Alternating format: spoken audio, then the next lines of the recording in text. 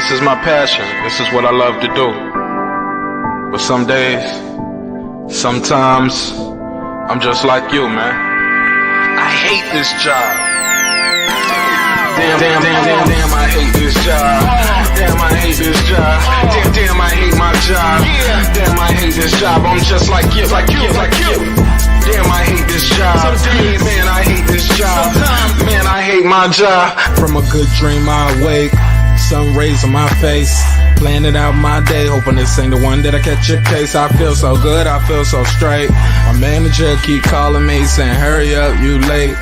Hurry up, you lay off. Y'all, man, I hate this job. Man, I hate this job. Been trying to play it cool, but it's hard to play it off. I've been hanging on to this bullshit, cause my car still ain't paid off. I know I'm on my way up, my boy just got laid off, so y'all, man, I hate this job. Man, I hate this job. These hoes here so ratchet, these niggas here so sneaky. Y'all don't even really pay enough for y'all to only pay bi-weekly. I'm trying to double up my cash, take this job, shove it up your ass. Yo, man, I hate this job. Sometimes I wanna say, walk in and slap my boss. This shit is getting hard. Damn, I hate this job. Gotta make it out of this struggle, bruh. And I don't really mean to take it out on you. You just a customer, but damn, I hate this job.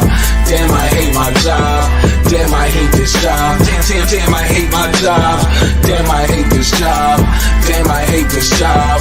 Damn, I hate my job. Damn, I hate this job. We're the reason why your stockholders always stay afloat. Yet I'm asking, are they hiring? Like everywhere I go, schedule will say 9, but I think it's fine if I clock in at 9:04. I work 40 hours a week plus overtime just to be broke. So y'all, man, I hate this job. Hate that I applied. So much has transpired since the day that I was high. Told me I could advance, but you were telling me lies. Gotta give your notice before I quit, but you don't say shit right before I'm fired. Damn, man, I hate this job. Sometimes I wanna say, walk in and slap my boss. This shit is getting hard. Damn, I hate this job. Gotta make it out of this struggle, bruh. And I don't really mean to take it out on you. You just a customer, but damn, I hate this job. Damn, I hate my job. Damn, I hate this job. Damn, I hate my job. Damn, I hate this job. Damn, I hate this job. Damn, I hate my job. Damn, I hate this job. You and your procedures, you and your protocol, you and your policies, none of that shit don't apply to me. You and your quotas, you and your standards, you and your 2 sick days a year. Y'all niggas bananas. Wonder why the postman's posted with hammers, going postal with Popo on camera. His wage got him enraged, stressed out, it's hard to maintain. He flips the middle, grabs his. He said, if you don't get the picture, bitch, I quit. You ain't shit, mother. Man, I hate this job. Sometimes I wanna say, walk in and slap my boss. This shit is getting hard. Damn, I hate. Yo. Let's just go and get into it, man. Let's get into it.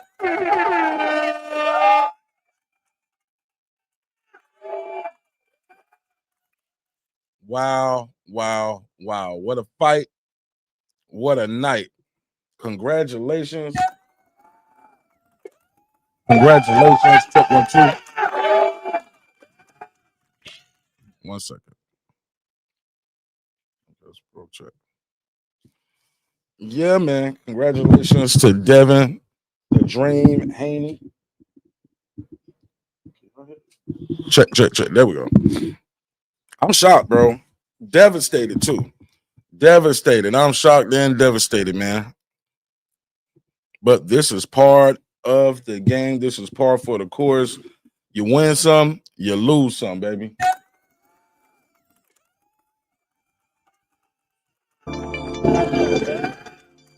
How you do it? Go up there and put out a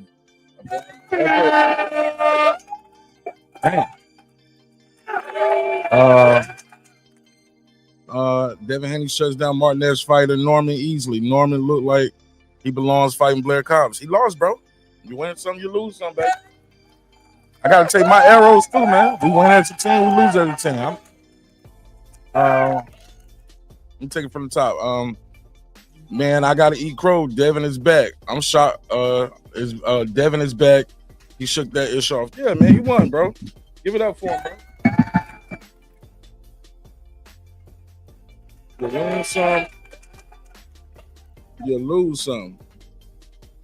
Let's hear it, man. Let me open the phone lines up. I gotta eat my crow. I gotta take my licks. What y'all thought I was gonna run? Nah, I can't run from it, man. Can't run from it. Okay. There we go. Let me make sure I got the phone number on the screen so y'all can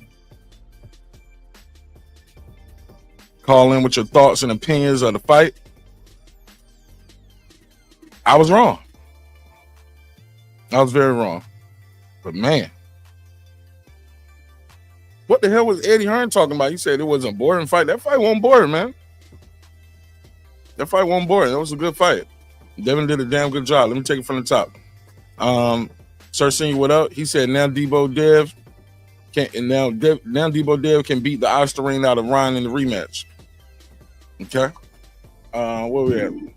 He said everyone has a plan till they get hit. Change this layout.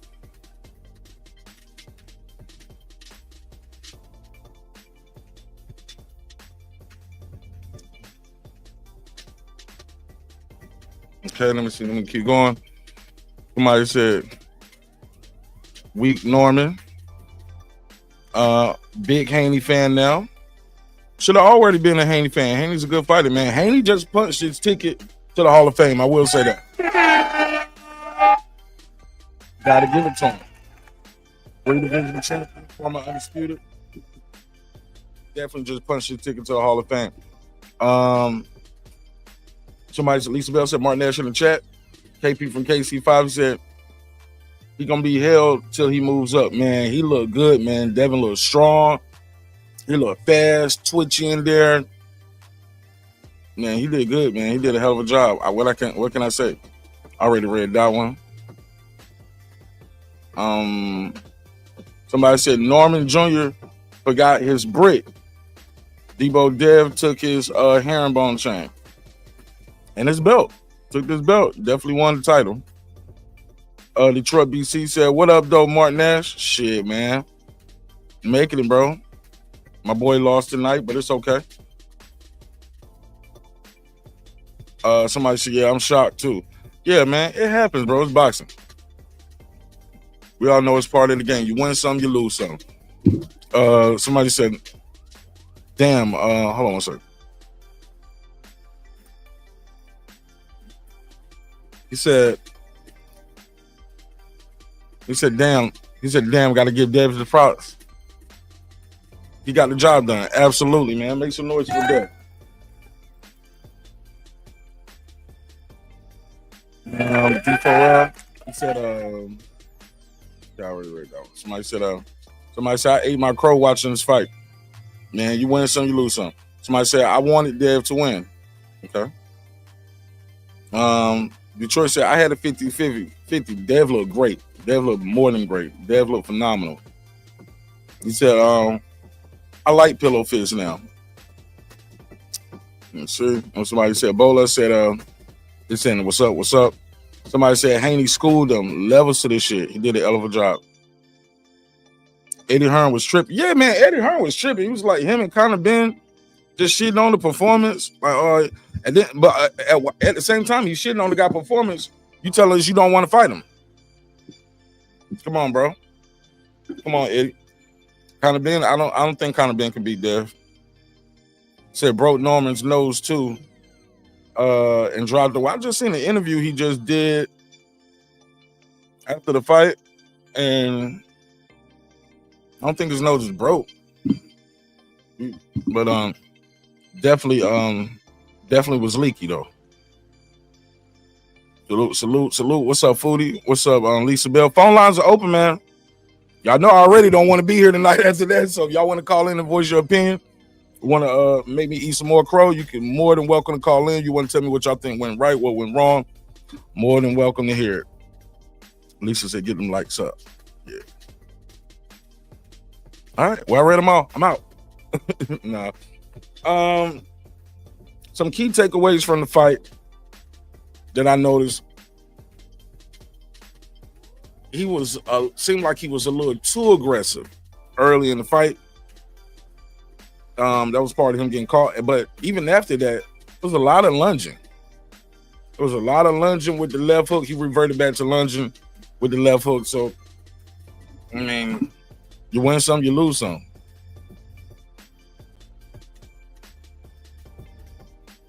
Respect Rain Media. What's up, bro? He said peace and salute. Yeah, congratulations. Devin looked phenomenal.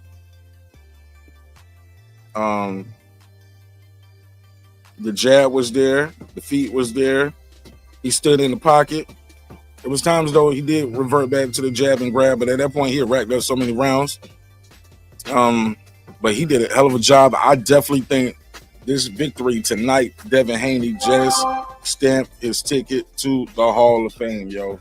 Gotta give it to him.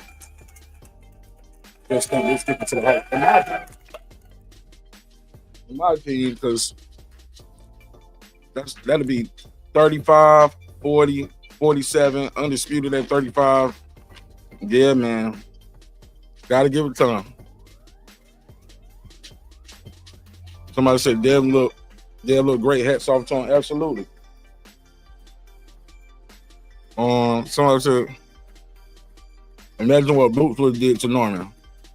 Yeah, he didn't look like himself tonight. He didn't look good to me tonight. He didn't look like himself. But no excuses. Better man won tonight. Better man won. Somebody said he got in the pocket. Great win. Yeah, three-way champion. Absolutely. Somebody said, I couldn't hear what Norman Corner was telling him after the second round knockdown. Me neither. I didn't have the headphones on. Somebody asked, did they have a rematch clause? Yes, they do. Yeah, they do have a rematch clause. He said, Norman Sr., hold that L. Yeah, we lost, man. Hey, look, we win as a team, we lose as a team. I gotta take the L's. I gotta take my lumps. I got nothing to be ashamed of. I got nothing to be ashamed of. Winning there, put up a valiant effort. Put up a good job, but his best one good enough. Somebody said good thing. The good thing for Norman is homie's still young. Yeah, he turned 25 tomorrow at midnight.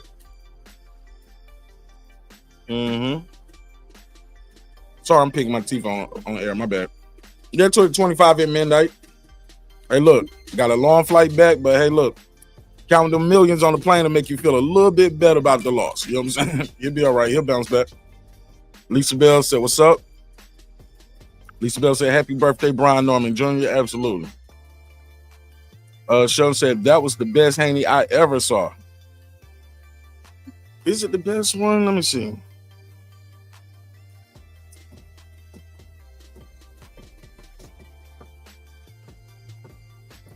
I don't know if that's the best one. Oh no, I think that Loma, I guess you're talking about not win, but performance. Yeah, that was a good one, man. Now that Regis might have been better than that one. That might have been a better performance, but shit, they almost look identical. Like he stood in the pocket, he was spinning Brian. Brian was smothering his own work at times, lunging with the left. He got caught with a check hook coming in, but he did start offsetting the check hook by feinting the two and jabbing with the one. I mean, well, of course you're jabbing with the one, but he was 2-1 like with a power jab. But it just seemed like he was lunging too much. He reverted back to that and kind of smothering his work. But I can't take nothing away from Devin Haney. He did a great job. He was sharp. He was on his toes at times. The head movement was there. He was smothering B on the inside. He was strong. He looked strong in there. Unbiased Brum said, I ate my crow, paid my bets, still Team Norman. Yeah, man. It is what it is. I'm gonna be one of these guys that delete my channel because my guy lose. That ain't gonna happen. Booty said that right. She said, I love to see two black men in there in the ring giving it their all. They gave it their all, bro. They both did good. And it's a good comeback story for Devin Haney, man, because so many people just threw him away. So you got to congratulate that man. He did it. He went in there, did what he was supposed to do. It's a good comeback story. What a fight! What a night! You, like I said, you win some, you lose some. Am I devastated? Absolutely, absolutely. But I knew it's important for me to come up here and talk to y'all and hear what y'all had to say. Y'all want to call in, voice your opinions? The number on the screen: 404-692-1766. Shelton Moore said, Lisa Bell said she love you, Shelton. I've been talking to her all day. She ain't told me she loved me one time. And she knew I was crying on the back page. No, I'm joking. 96, she said, it was already 11:23 when they fought over there. Okay, cool. So, yeah. So it's his birthday already over there, but at midnight over here. And it'll be his birthday over here. But, yeah, 11:23. Bolo said, maybe that whooping aged them 5 years. We'll see. We'll see. Good job, though. Haney, he said Haney looked good, healthy, not drained to make weight. He said this shit ended at 6 a.m. Riyadh time.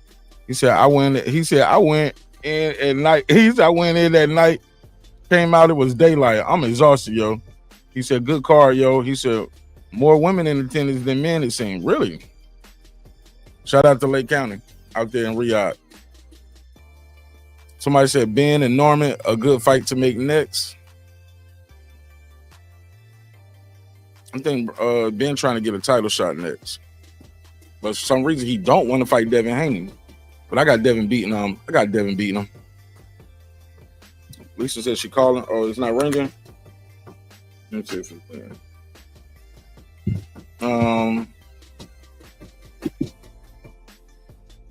He said it was more women than real. Brim get excited over there. He said more women. Oh, really? He said Devin has been through the fire and back. Absolutely. Welcome back, champ. Welcome back. He's back on top. Especially being how it was taken from him. Said we stood on Devin's side. We stood. Who is we? He said we stood on Devin's side for real. I don't know what that means. Who's we? Yeah, it's boxing. You pick somebody, you pick the other person. There's only two people you can pick. Foodie said, I'm devastated too. Shelton Moore said he loved you too, Lisa. Lisa said, I'm calling. Call in. Casino Life Press, he said, he gonna be all right. ATL stand up. Yeah, he'll be all right. You win some, you lose some. He said, I got Devin watching Ben. Yeah, I got Devin watching Ben too. I got Devin watching most of these dudes. He did a good job. I never hated Devin Haney. Power Punch said, be Norm trash. Shit, be Norm a millionaire, bro. I don't know what you're doing with your life, but he's a former world champion and a millionaire now. So I don't know about that. I think he made some good life decisions. I don't know what you do for a living, but he's doing all right. Go ahead, Lisa. Hey, what's going on? Mm-hmm. Hey, I did tell you I loved you. I said, I love you, Mark, in the chat. Yeah. Thank you so much for everything. And, yeah, I'm my little heart hurt, but, I'm glad, Devin is a great champion and, and congratulations to him, and, Brian Norman, keep your head up, you'll come back even stronger. And happy birthday to the young man. And, may he have a safe trip back, him and his family. And, this was a great card. It really was. It really was a great card. And I'm just like, in boxing, you just don't know. There's no, what's the word, Mark? There's no guarantees in boxing. No. Well, you guaranteed if you fight, you're going to get paid. Well, we hope you do. That's about. But, like you said, these guys are millionaires. Brian Norman will be okay. He's young. He can come back from this. Mm-hmm. And anything that, you work on stuff. You work on things. It's not like boxing is, it's always about learning. Yeah. So I just want him to keep his head up, we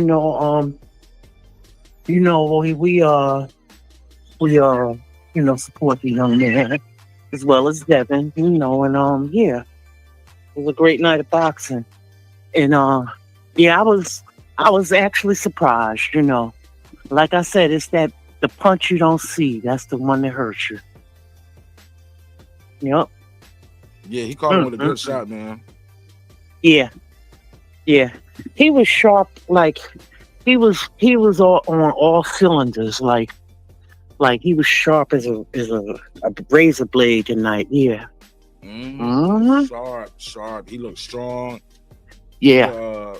Look. For him to he was coming bigger up the than weight, Norman. He looked like a bigger, stronger guy. I gotta give it to him. Was. He looked like the bigger, stronger guy. He was. Do you think it might He's be time for stronger in Norman? the clinch? Do you think it might be? Yeah, he was stronger in the clinch, and then it took later. Then you start seeing B turn him. But do you think it might be time for Brian Norman to move up to 154? See, it's hard for me to gauge that because Brian Norman don't really get. He seems to be. He doesn't look that much bigger outside of his fighting. Like when you see him off time, he doesn't look like he may look about 10 or 12 pounds bigger. Am I correct? Who? Brian Norman. When he's not fighting, he looks like he's about maybe like in the 60s. Like maybe he walk around the 160s. Okay, yeah. So he does 7, 162, somewhere around there. Right, so he doesn't really walk around much more than his fight weight. So I don't really know how to gauge. But he's always been a welterweight, right? Yeah. Yeah, so maybe it is. But I'm not sure. Because it's hard to gauge. See, I don't know. I'm not a nutritionist. I'm not in the boxing world like that, in that industry. So I don't know. If a person is he big boned? I don't know. Yeah, because he don't look like he's really big boned. He looks like he's really trim and chiseled all the time I see him. Yeah, he work out every time I see him. Okay, see, he work out like 5 days a week. And look, you think it might have been too much too soon? Like, because he went out of a fight, had a fight with Jensen Saki in June, was back in the gym in July training for Devin Haney. Right. I mean, who knows? It could have been. You have to acclimate to these countries. You don't think he was there long enough? You think the 2 weeks wasn't long enough? I'm not sure because their time. How much ahead in hours are they than us? Shit, I don't know. Let me see. What time? We on the Eastern. On Eastern. Okay, how about this? It's 11 p.m. over here. Yeah. It's 7:12 in the morning over there. Oh yeah, that's a lot of time. Yeah. Yeah, but I don't even think it's more about the time. Hours ahead. It's about the time you fighting too. Like, damn, bro, you. Yeah. Because if you go like when we was in Japan. It's a time difference, but he's still fighting at like 8, 9 o'clock at night. Yeah, peak time. Yeah, those boxers have a peak time. Yeah, 3 in the morning is earliest, bro. That's like leaving. That's why it's good to leave a lot earlier. Yeah, as early as you can, because the climate is different there. Everything is different. That's a desert. You know what I mean? Everything is different there than over here. Yeah. But I mean, I give them props. I give both young men props. Because, see, that's what we want to see at the end of the day. We want to see 2 young wolves go in there and bang it out. Because we haven't been getting that. You got a 27-year-old and a 24-year-old. Well, we'll be 25. So, a lot of times we don't get those type of fights. So to go down as a classic, yeah. Somebody said I'm watching B Norman post-fight interviews. He on the pads. Like he hitting mitts right now. She said, looking, she said he on the pads. What pads? Like he hitting some mitts, some pad work already. She said he on the pads looking at high spirits, but the right eye is swole because they only shooting from the left. They didn't say it was. I think that was one of the headbutts at the end to close that eye. Yeah, he got some tape over his eye. I saw it. Yeah. Somebody said it's all good though. Dub 10-7 said Devin was juiced. I told y'all Vegas knew. Nah, I don't do that now. I ain't gonna say he was juiced. Nah. Yeah, I think he's a clean fighter. I think he's a fair fighter.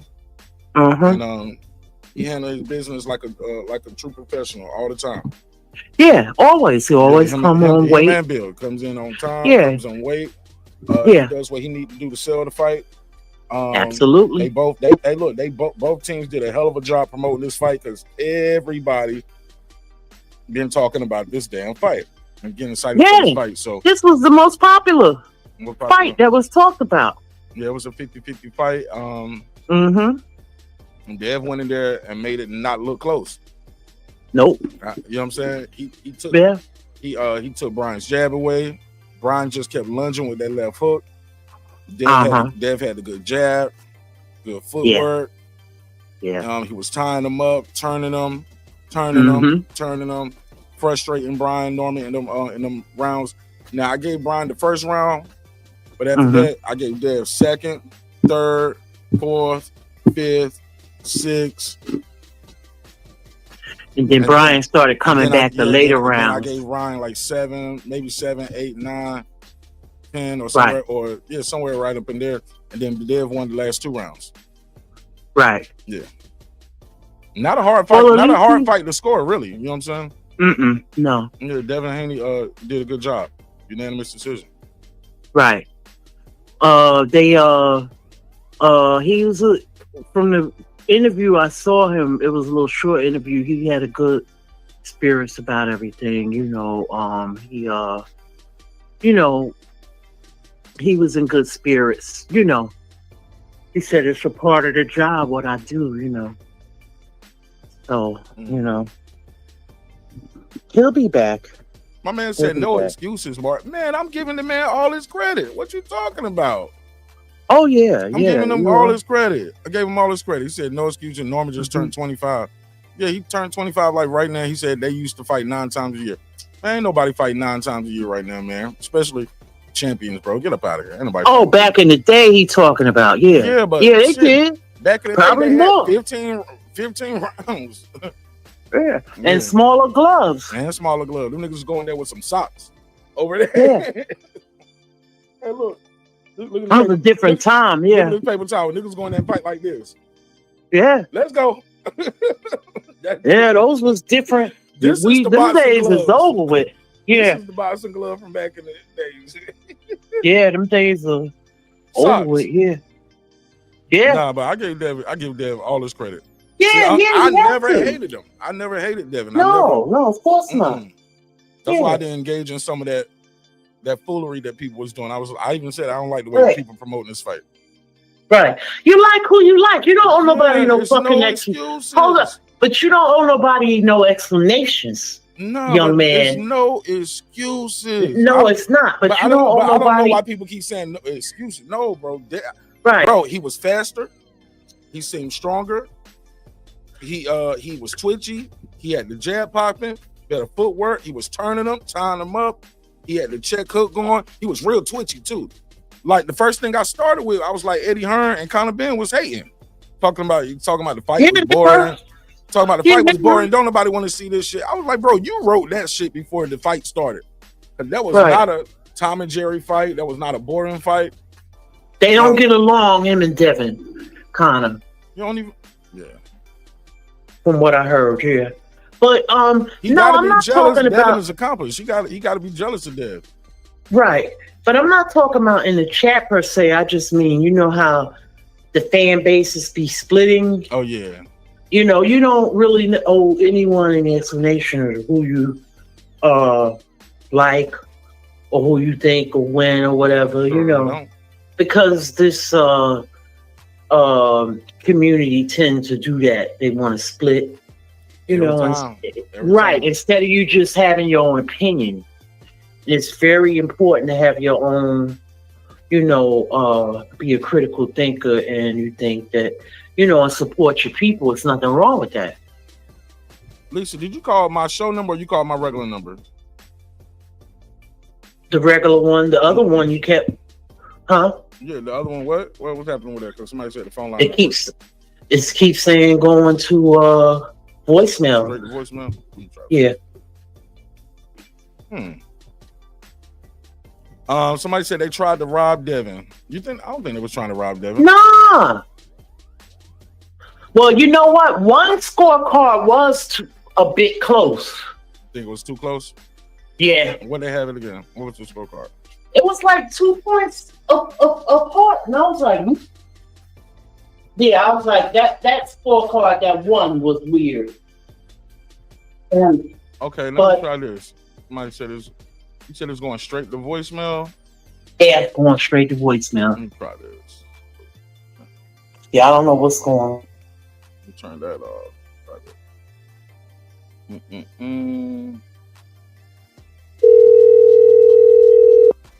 Try that. Let me try some.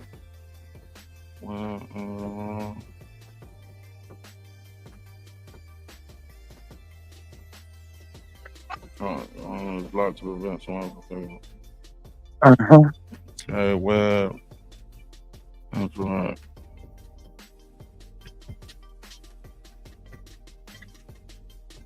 Or messages to email, outgoing, always you.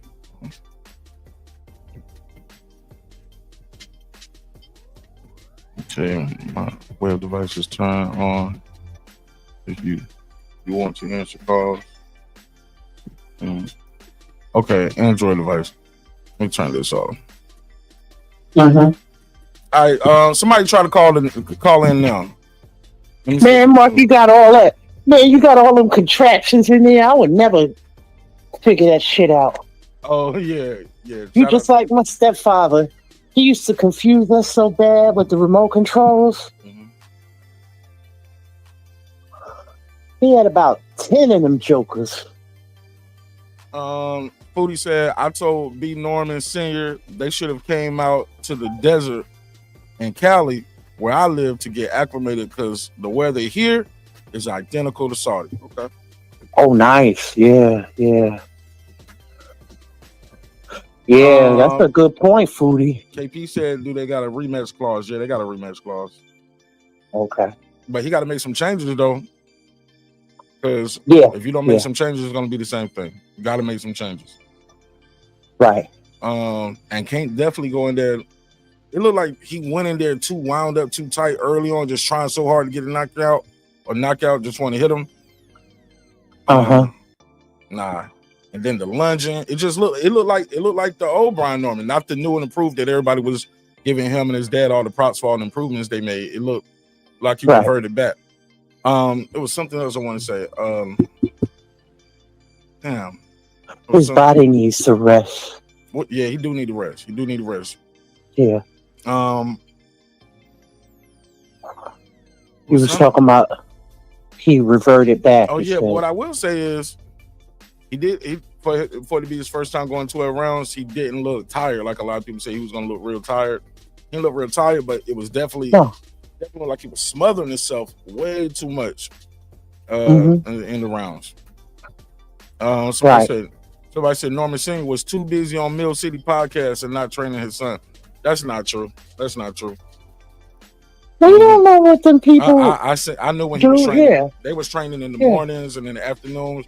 By the time the Mill City stuff, he would do Mill City or any other shows. They was already done training for the day. They already did 4 or 5 hours in the gym. Yeah. Some bowler said not the socks. Sir Senior said, yeah, he had no answers. Wonder what the game plan was. I'm gonna be honest. I don't think they expected Dev to stand in the pocket like that. Yeah, probably. Yeah. Somebody said Devin and his fans were downgraded for over a year. This is his comeback. Devin and his fans. I don't feel nobody downgraded me. I was a Devin Haney fan, and nobody downgraded me. Do you mean degraded or degraded? Downgraded. Yeah, I don't know what you mean. Do you mean downgraded? Do you mean degraded or degraded or? He said 114, 113. That was a crazy scorecard. Yeah, I didn't think it was that close. I didn't think it was that close. I thought Dev won. Yeah, convincing. Yeah. That scorecard was crazy. I didn't agree with that either. Yeah. I give him more credit than that. Yeah. Said Foodie said Devin was demonstrating that twitchiness in the standoff, but a lot of us Norman fans ran with he looked scared. He gonna run narrative. He definitely looked like he was nervous to me because I never seen him do that before. Never seen it. But also, I think that's what Bill was saying. He was loose. Yeah, but nervous energy, like I even said it on the show, I was like, shit, being nervous ain't always a bad thing. It lets you know you're alive. It keep you twitchy, keep you alert, keep you on your pivot. Right. So, well, that's the thing about boxing, Mark, and we know this. It's all mental warfare. Yeah. Hey, look, I used to see Fury doing all of that shit and still going there and winning the fight. You know what I'm saying? Yeah. Fury be up there clowning, playing around, doing all of that, still going there and winning the fight. So, he's a master at it. Yeah. Mm-hmm. Yeah. Yep. And then you'll have some guys going there like Manny Pacquiao. Manny Pacquiao smiling with you. He'll take pictures with your family and friends, shake your hand, let you hold the belt, and then go in there and then start banging them gloves together, little black man, and turn up on your ass. So the person smiling ain't always nice, and the person frowning ain't always no killer. So that's true. That's true. Did you hear? You're gonna have to hold it down real quick, Lisa. I gotta hit the bathroom. I'm sorry. Okay. Oh, no problem. I'll be right back. Listen, when I was watching the last fight with Anthony Yarde and Mexican Monster, they were saying, the commentary was saying this, right? They were saying that Anthony Yarde has some big boulder shoulders, and they were saying that David Benavidez had thin shoulders, and then that made a difference because that's how he can get in so quick with them flurries or whatever, how he do. Because, with that big muscle mass, it just takes more out of you, and you don't throw as many punches. But David Benavidez just came in here and literally just destroyed dude. And I mean, at first it seemed like Anthony was doing okay, but that fluidity, they talked about David's fluidity, even though he's a big dude and he's not really muscular or whatever, he has fluidity, and that's very important in boxing. Very important. So that's a good point, Mark, what you talked about. Yeah, like some people could be just, But so Devin was really loose, So, yeah. So sometimes people see things and they misconstrue things, We thought it was nervous energy or whatever. Could have been something totally different. We talk about mental warfare in boxing, So, yeah. But it was a great night of boxing. I really enjoyed it. The Bam fight, I felt like Bam was playing with his food a little bit. But then he set dude up and it was like, boom. I was like, wow. And Abdullah Mason, congratulations to him. That fight was a really good fight. That was a real test for the young lad. Yeah. For the young, that was a test for him. Yeah, that dude, I would like to see more of that dude too. He didn't come to play. And I'm happy for Abdullah Mason, He went out there and banged it out, yeah. Hopefully they'll work on defense with him, yeah. Because I don't want to see young, going out there in them 5 fights like that. That's, dangerous, get some more defense and implement it. And, yeah. But I enjoyed the card, Really enjoyed the card. It was a great card. Yeah. Yeah, exactly, Dragon Leg. Norman will be better. Will be better, and congrats to Haney. Absolutely. We never even though I was picking Norman to win, that's no hate on Haney. Congratulations to him. No? Absolutely. He did his damn thing. 3-division champ. Mark said he stamped his Hall of Fame card. Yeah. Yeah, I got him. I got him in the Hall of Fame. I think he definitely stepped. Oh yeah. Yeah, definitely. Yeah. Who said, what's the number? 404-692-1766. 404-692-1766. Try to call in. Let me see if it's working. He said, Norman would be better. Congrats to Haney. Absolutely. Yeah, you learn from stuff if like anybody, this. You learn from the only person that I know was hating was Eddie Hearn. Yeah, Eddie's a big hater. And that damn Connor Ben. Yo, that was disgusting. They didn't have to do that right after he won. Even though the girl was trying to get them to, she was like, hold on, that was a good performance, you know? It was like, nah, it was boring. Nah, that wasn't a boring fight. I was embarrassed that they said that. Jerry, what's up? What's up, buddy? Talk to me. Norman Hey, can Jerry. come again. Hey, hon, what's happening? Norman can come again. See, the reality is he's young and he's still strong. He may always struggle with a master boxer, but with his power alone, he's still going to beat a lot of guys. Not many guys are going to be able to avoid that for 12 rounds. So we got to give Devin Haney credit. He would just got to give him credit. And I picked Haney in this fight against part of my better judgment because he's had a couple inconsistent performances, but I don't count the Ryan fight. I'm not giving a shit what nobody says. You cannot count that fight. I believe he was weight drained in that fight, and he got cheated, and Ryan didn't make the weight we know, and he was on drugs.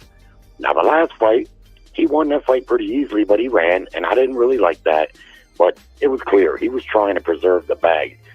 And had Ryan did the same thing, he wouldn't have lost, and we might have been seeing them two fighting tonight. Yeah. But Norman can come again. He's young, and he's still going to beat a lot of guys with that power. You just got to know, not many guys are going to be able to box like that and avoid getting hit with those power shots. So that power ain't going nowhere, and he can come again, and he's young, and so it's a good experience for him. It's a learning experience. Benavidez looked like the monster that he is. People, I don't know why, just because he didn't stop his last couple of opponents, they talking about, he's not the same. No, he's the same. This guy is a monster. I don't really like this move up to fight Zerto, but I think they're offering him good money. I think that's what it is. They're going to have it on the 5th of May. And what, he going to cruiserweight? That's what he said after the fight. You didn't hear him? No. Mm-hmm. Man, I was over here devastated. I know, buddy. But, yeah, he's been talking about fighting Zerto for about a year now. And after the fight, he said it like the fight's already made. Cinco de Mayo, he's fighting him. I think he said in Vegas. And I don't like it for him, though, because that's a 15-pound weight jump. And if cruiserweight was popping, a money division, maybe, yeah, but it's not, and it rarely ever is. So for him to come back down, he might go up there and get that money, but we've seen what happens a lot of times when guys jump up and try to come back down twice. And also, I wanted to point out exactly what y'all was talking about. I like Connor Ben. I've always been a fan. He's a badass little dude. But that was straight up duck talk. What they were saying. Yeah, and it was embarrassing. I agree. It was embarrassing, man, because look, don't sit up there and say you want to fight the best. This guy just won a title tonight, and he looked pretty damn good doing it. Yep. And you want Barrios because got a knockdown. Hey, look, the Cheney guy, the guy supposed to be Cheney with no power, dropped the guy who's on a knockout streak. You get what I'm saying? Nobody saw that coming. Right. Yeah. But I'll say this lastly. Devin Haney, before he fought Ryan Garcia, he was talking a whole lot about moving right to 147. I could tell that the weight cutting was finally catching up to him. And you could see it in the fight. His chin was holding up, but his legs wasn't. And that's a direct sign of too much cutting weight for too long. And I don't think he tried to knock Ryan out. I think he started to after he was getting knocked down. But I think he went out there to try to outwork Ryan, force a fast pace, and get him to quit like he did in the Tank Davis fight. Because the rumor on Ryan was, even in his own camp, they were saying he wasn't training, and he wasn't making weight in the 2 fights prior to that. So I think his game plan was to force a fast pace and see if he could get Ryan to quit in the second half. But what happened, you know, his legs was letting him down. He get knocked down. Now you got to change things. Now you got to get out of character. That's what happened. But like I say, I don't count that. Devin Haney, he's back in the spotlight, and he should be congratulated. Yeah, absolutely. Yeah, Go ahead, Lisa. You absolutely. want to respond to what he said? Oh yeah. Jerry, a lot of great points made. I'm trying to think of what fighter it was that I just saw, and he kept falling. It's something you was just saying that. Oh, Jack. What's his name? He fought the guy. Jack Catterall? No, the other Jack, the one that fought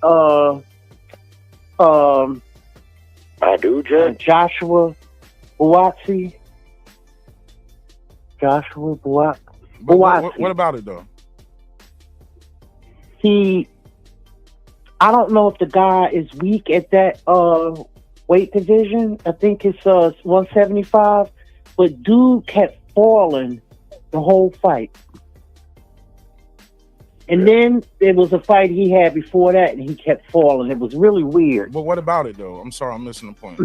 I'm saying the legs must have been weak or something. Oh, okay. Yeah. Let's play this. Bill Haney. I told you Bill Haney smokes on the doubters. Devin Haney dominates Norman. Let's hear this. I thought this fight was going to be a lot more competitive than it is. Let me see something. Sound. Output, main, input, chat.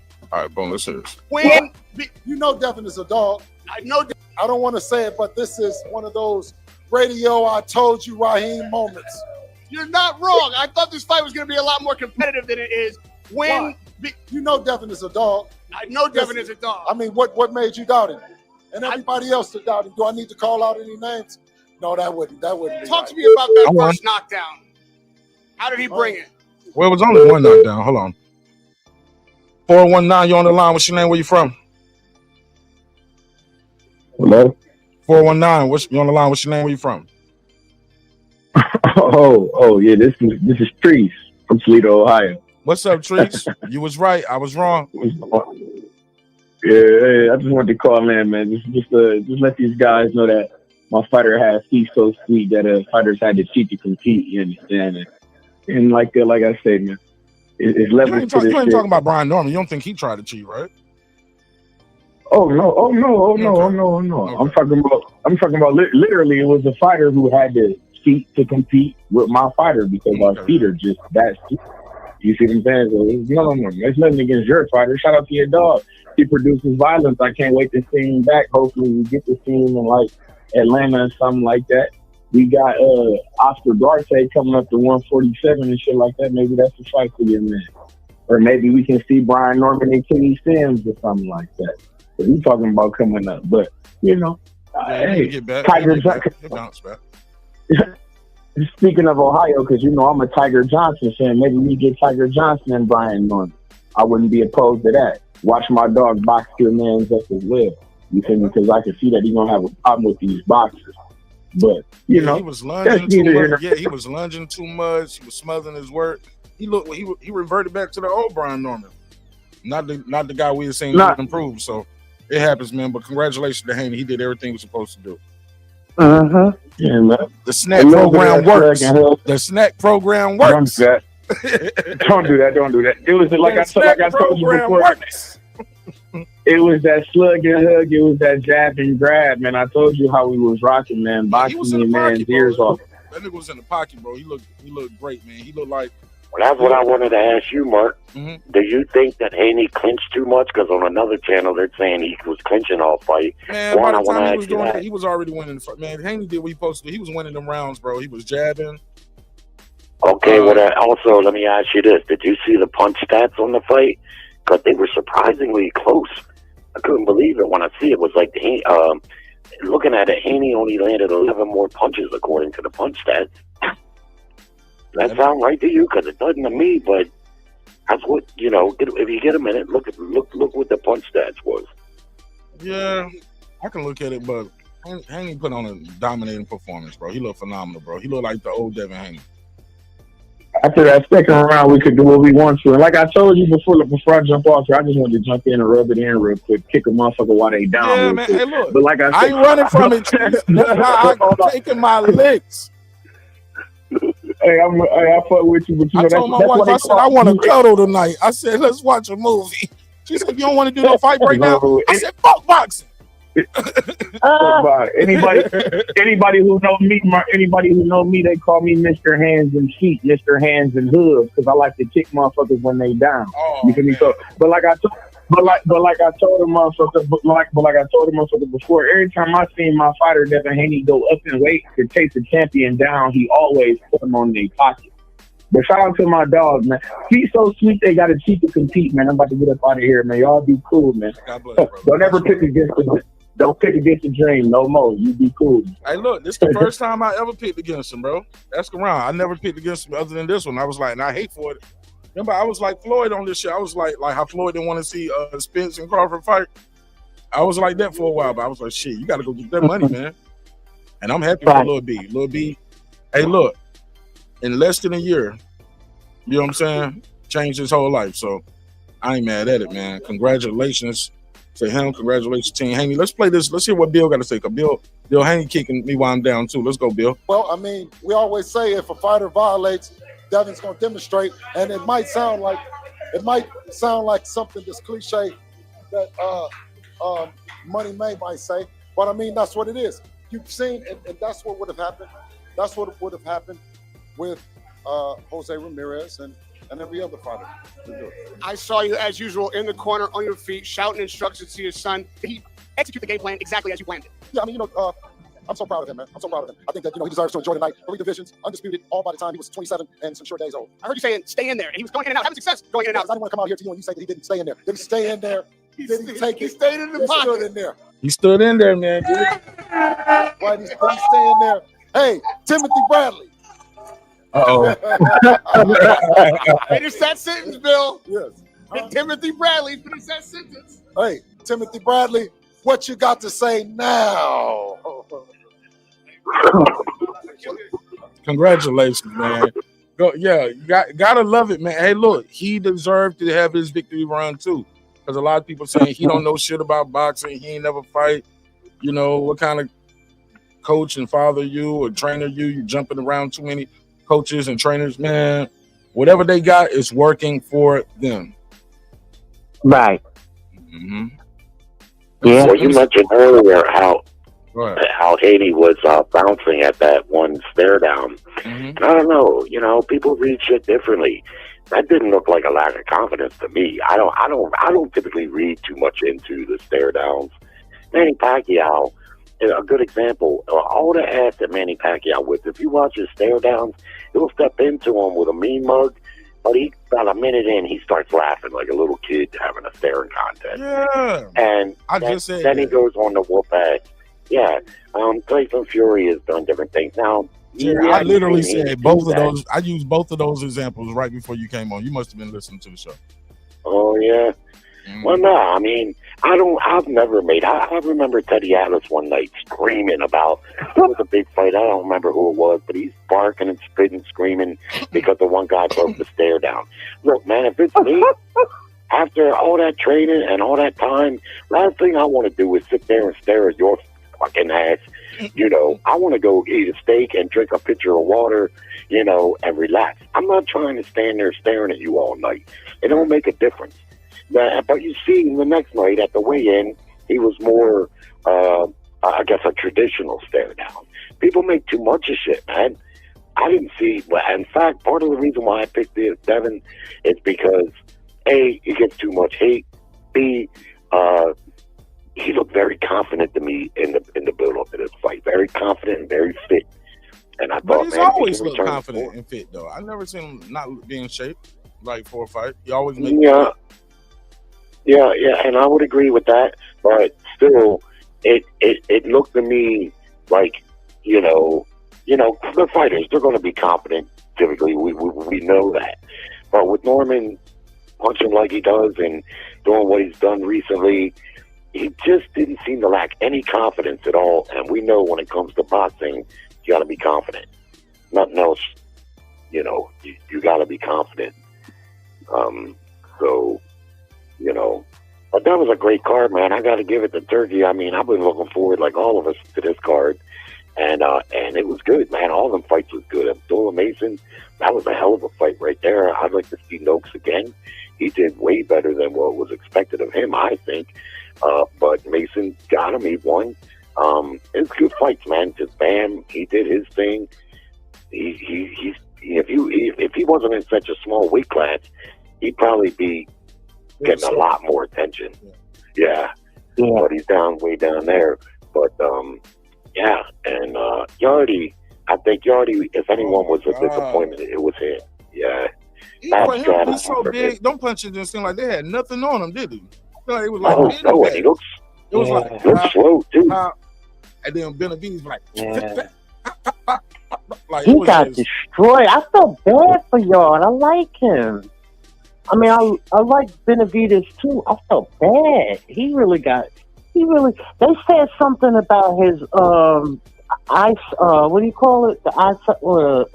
Orbital bomb. Yeah, they mentioned something about that. He was getting sliced and diced, and there was blood everywhere. I think every fight was a little bit bloody, man. That shit was. Hey, look, that's what we like it too. That's how we like it. Yeah, Abdullah Mason got tape on his face too. A couple of cuts. Yeah. I didn't see his fight. Oh, you didn't? I was asleep. That was a great fight. What was the other fight? What was it? Vito Milnecki from Jersey. That's when I laid my down. Jersey, my youngster won. Yeah. So who won that one?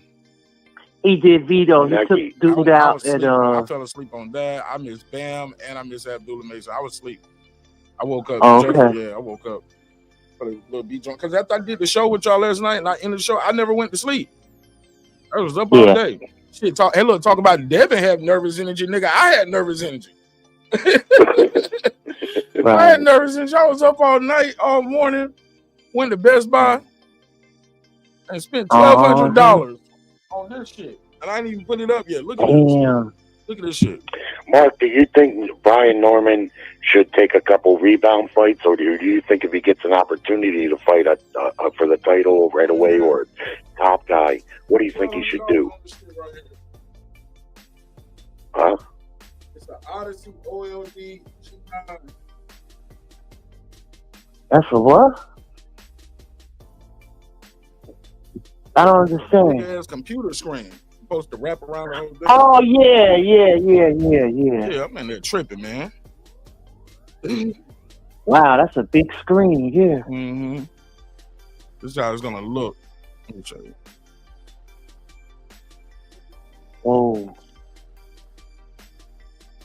Oh, you trying to get like the Jerry Jones or something, huh?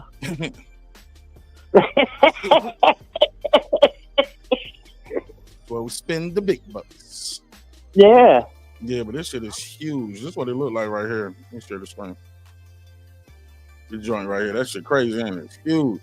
You can break it up in sections.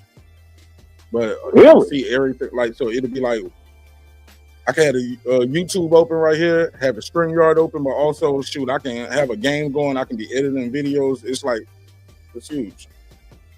Wow. It's 49-inch monitor. But it's curves. It's pretty dope, man. I'm excited about it. Yeah. I'm excited about it. Look at this shit right here. Yeah, it's huge, bro. Mm-hmm. So up there did all of that shit. Left my phone, both of my phones got left at the IHOP today. I had my dad and my daughter with me. He had to use the bathroom, so we go in the IHOP, use the bathroom. They got the door locked, so they like, it's only for paying customers. I said, well, shit, sell me a soda. You get what I'm saying? Sell me a juice or something. So while we doing that, we leave. My dad now, he was like, man, I ain't got to go no more. It went away. I was like, damn. So we leave, go to Walmart, Buy my daughter a little Barbie, something for her Barbie dream house. Come back to the house.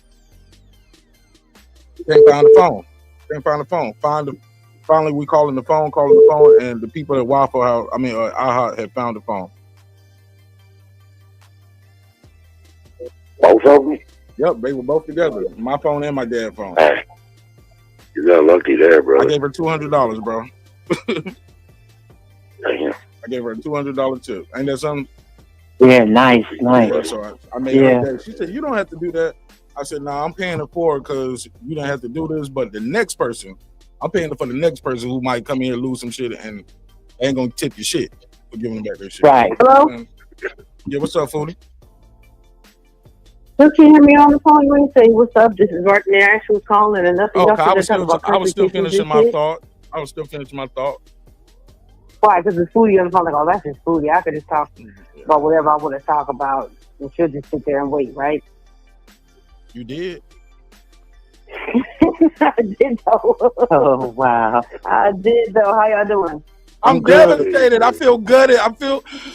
Oh, man. I'm feeling like I'm a disbelief. Like I was flipping back and forth because Senior, he's on Mill City right now. Oh, he is. And he said that Junior's nose is not broken. He says he has a natural hump in his nose, and like he did get it busted. It was leaking, but his eye is fucked up from the headbutt. The right eye is fucked up from the head, but it is swollen. So I can imagine, because you light skins, y'all be really swelling up like a motherfucker. Like they don't take nothing. So his eye. His forehead got some bumps on it too. Not motherfuckers be like, oh my God, I need to go to the urgent care. No, you light skin too. That's what I was gonna say. Only in the winter. Only in the winter time. Light skin and walk around here like nobody. Like she Chauncey from Blackstreet or something. Come on. Exactly. No, yeah, man. I said, I'm still searching around and going to Instagram and seeing shit, and I'm just hoping people got to say. I'm proud of him for getting in there to do his thing, but Fight Hype got a lot of stuff. I'm not really much of a Fight Hype thing. My problem with Fight Hype is their sound quality to me. They have too much background noise, and I have my headphones in a lot, and I just don't feel like they drown out the background sound a lot. Like they're fucking Coliseum all the time. This shit irritates me. But I'm a little bit of a sound snob like Mark Nash. But shouts out to everybody. But I just really be a sound snob now. Shit, I bought these. I bought these shits. These shits came in the mail today. Can y'all see them? NDH20 headphones. I didn't even open them up yet. These are new headphones. NDH20s. Oh, nice. These okay. Expensive as fuck. What do NDH mean? What is that? I don't understand. That's the model number. This is Newman headphones. These shit's expensive, man. I spent almost rolling in the money. I spent almost $700 on these headphones, man. Oh my God! My wife was like, better than me. For some fucking headphones, nigga. Exactly. She was like, those studio headphones. Yeah. They for mixing and mastering. I ain't even. They're noise canceling. Yep, noise canceling clothes. What you trying to sound like you out of space or something? How much noise canceling do you need for $700? I don't want no background sound. God damn it! I want to hear I want to hear no sirens. Yeah. I don't want to hear nothing. The world could end. I don't want to hear that shit at all. Yeah, man, you better put some egg crates. Shit, egg crates on the wall. I was about to say that shit. Like that's Mark. You set up look like it remind me of back in the days. Yeah, motherfuckers would be recording in the closet and put the egg crates up for the sound absorption. That's kind of but like a more modern, Yeah, these are made of wood. That's what it reminds me. These things are made of wood, right? Yeah. I can tell the wood. Nice. That's what it reminds me of the egg crates. Like, I told y'all I've been remodeling the studio. Hustle and flow. Investing in myself. You know what I'm saying? Yeah, I see. It's right. As you should. Look good. Look clean. It's professional. It didn't help us win the fight, though. Man. Fuck. I'm telling you, like, I've been sitting there looking and just thinking, like, he never recovered from the knockdown. I didn't recover from the motherfucking knockdown. Never saw that shit. No. Shout out to Devin Haney. He looks fucking spectacular at 147. I know a lot of people have said that already. I didn't expect that. The game plan that Senior was out there talking, and no hate to Senior, he did his motherfucking thing. You're supposed to talk your shit. You're supposed to believe in your son and your product and everything. Absolutely. He did his job. You know what I'm saying? Nowadays, these fighters don't have they ain't got the gift of gab like back in the day. They don't have that same kind of hunger. They just be in the training, you know what I'm saying? And the fathers or whoever does more of the talking for them. That's just the way that it is. So he was doing the same thing that everybody else's parent, was doing for their son, their fighters. You know what I'm saying? Right. So I'm not knocking you for that shit. But I was looking at it like he said he had an answer for everything, and he sold it. He made me believe it by the way that he broke everything down. But we saw that he didn't have a answer for everything, you know. But the better fighter won, and that's all that matters. You win some, you lose some, and now he can go back into the lab and see what he needs to work on. Right. Yeah, man, you gotta work. But Devin was like stronger than him in it. You gotta work on that. That lunging was really scaring me because I just swore like after that knockdown, and there was a few minutes, like a minute and something in the round, and he just got up and he was lunging, and then the second round he was recovering and he started going back into that lunging, and he was not closing the distance. The fucking distance between the lunges and where Devin was, I thought that mother was either gonna fall in his face or get countered to the moon. Like, God damn, he was leaving too much space. Arms wide he open. wasn't double jabbing and working his way in there, double and tripling the jab, working his way in behind the jab. Right. Like he was looking for one shot too much. He was like he was looking for that left. Right. And even when he caught Dev with the shot, Dev took them shots well, man. Yeah, that's what I'm saying. Dev used his feet. He used his feet to take the sting off the punches. You know what I'm saying? Just like Fury did with Wilder. Wilder was coming in with them big old motherfucking shots, sitting down on money. He would move out just enough of the way, so that if he did get hit, it didn't do nothing. You know, so that's exactly what he did, and that's how you fight a puncher. His defense was on point. He was getting under those big hooks consistently. His defense has the best defense I've seen him had, because he's always had good defense, but he does get hit some. But it just seemed like the night, man, he was just as sharp as he could be. He beat a good fighter tonight. Like I told you, Mark, Brian is going to beat a lot of guys with that power. Not too many guys going to be able to box like that. That was kind of a master class, defensively especially. And a lot of guys ain't going to be able to avoid that power. So Norman, he'll rebound. I wonder if he gets a chance at a top guy or a title shot, should he take that right square away, or should he have a couple rebound fights? No, I think at least he needs to have one rebound fight. After they work on their defense, he needs to test it out. You know what I'm saying? He definitely needs to work on his footwork. And I saw that before this fight. I just thought that I was under the belief that they had really worked on that. They knew, who they were fighting in the Devin Haney. Yeah, but you can't rely on the fucking knockouts, though. We already know a good defensive fighter will always be the puncher. You know what I'm saying? And I just really believe that he's going to work on that. I said it before in the fight. I was like, I just really believe that he'd worked on the footwork. And Mark was like, yeah, he's working on the footwork and stuff like that. He needs to work on the footwork. He needs to work on that inside more. You know what I'm saying? But I think that they should work on that, whether they got to bring somebody else in or whatever. And, because now they got the money. You know what I'm saying? They got the money to do whatever they need to do. If you're dedicated, then this is the time to really, bear down and get dedicated and assemble maybe a little bit more help or whatever you need to do, and then have a tune-up fight. I don't think you should come off with a big fight like this and go into another one. Yeah, what's this? Unless you got a suicidal mission. Yeah, it's November. Yeah, and this is the third fight this year, right? Yeah, take a break, man. Enjoy your birthday. Not even March. Come back to June. Shit, he had 3 fights this year, March. December, January, February. He fought 3 different fucking. 3 fights in 3 countries. Come on now. April. 3 fights in 3 countries. April fine, but I wouldn't be mad if I didn't see him until beginning of June, fighting somebody after. I want to know what Dev said to him when he dropped him, because Devin leaned over as he dropped him and said something to him, like something. Oh yeah, I gotta find that out. Somebody gonna have a mic up somewhere. I'm just asking. But yeah, much props to all the people who believed in Haney. And I'm not a Haney hater at all. I have I am definitely a Haney fan. I did lose a little bit of faith in him after the whole lawsuits, and not just because of the lawsuits, and he seemed to lose a little faith in himself. So you can't believe in somebody who don't appear to believe in themselves. You know what I'm saying? I can want to see you win as much as I want to see you win, but it's like I wasn't really, after the Ramirez fight, was the Ramirez? Who we fought last time? Ramirez. Oh, yeah, Ramirez. Yeah, that was yeah. After that fight, I mean, I know it was his first fight after a year and all that kind of stuff, but I was like, I hope this isn't the new Devin Haney. It seemed to be, but at the same time, you can't really gauge because these fighters only fight once or twice a year when they're making that kind of money. But that's all we had to go off of. And I was like, it seemed like he could get real comfortable in that kind of style. So, yeah. But I really wanted to see at the same time, whether he lost or won, I wanted to see this type of Devin Haney. I wanted to see a real dog fight. I wanted to see him really get in there and fight, and he did.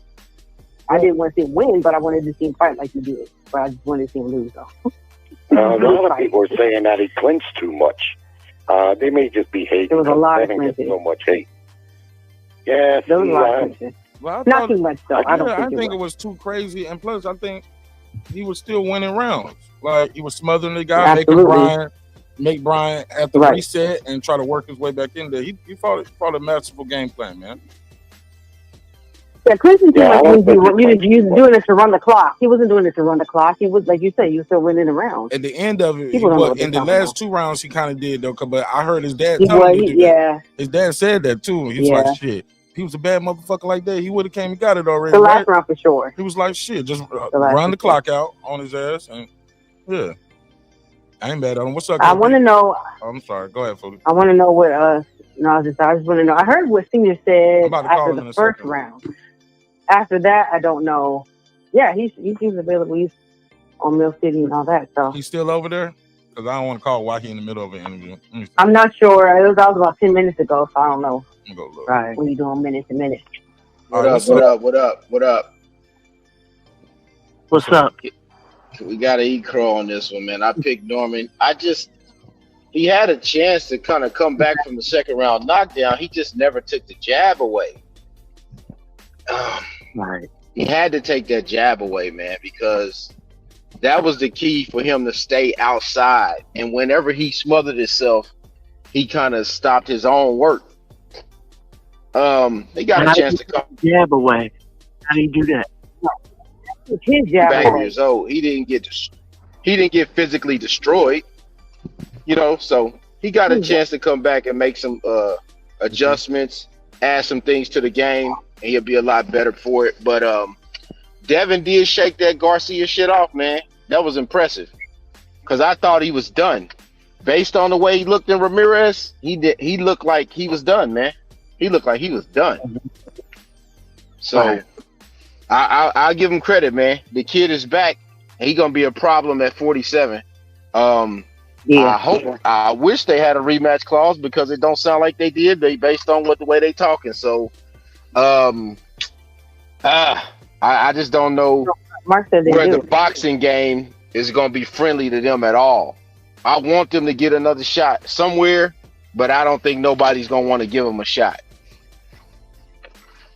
Well, he was the champ. You don't need friends, you need fights. I just believe that people are going to fight him at 147. He was the champ, so I don't know. Yeah, I understand he was a champ, but I see it like I was telling Mark before this fight. I thought this was his Vernon Forrest moment. Just imagine if Forrest doesn't beat Mosley. Who fights him? Nobody. No, but you gotta understand, 147 is just under. I'm sorry, let me go ahead. I understand that, Foodie, but what I'm saying is like we live in the coward realm now in boxing. Like everybody a crap on Norman today, but won't nobody fight him tomorrow. That's what I'm saying. You see what I'm saying? So like Haney fought him because his back was against the wall. Who else was he gonna fight at 47? He had no choice. So I'm just looking at the landscape like that. Nobody wanted to fight the kid. They can say what they want to say. Guys moved around, moved up, or whatever, because that was their prerogative. But at the end of the day, I seen him like a Vernon Forrest type of fighter. Like he's home to Georgia. Forrest beating Mosley opened the door for Forrest to get other paydays. If he doesn't beat Mosley, he doesn't get none of those paydays. If Mosley didn't give him the shot, you'd probably never even hear Vernon Forrest's name. That's the politics of boxing. We got some fights that we got to look at and see. Like, you got to understand that, like I said, 147 is just under a rebuild. Everybody's coming up from 140.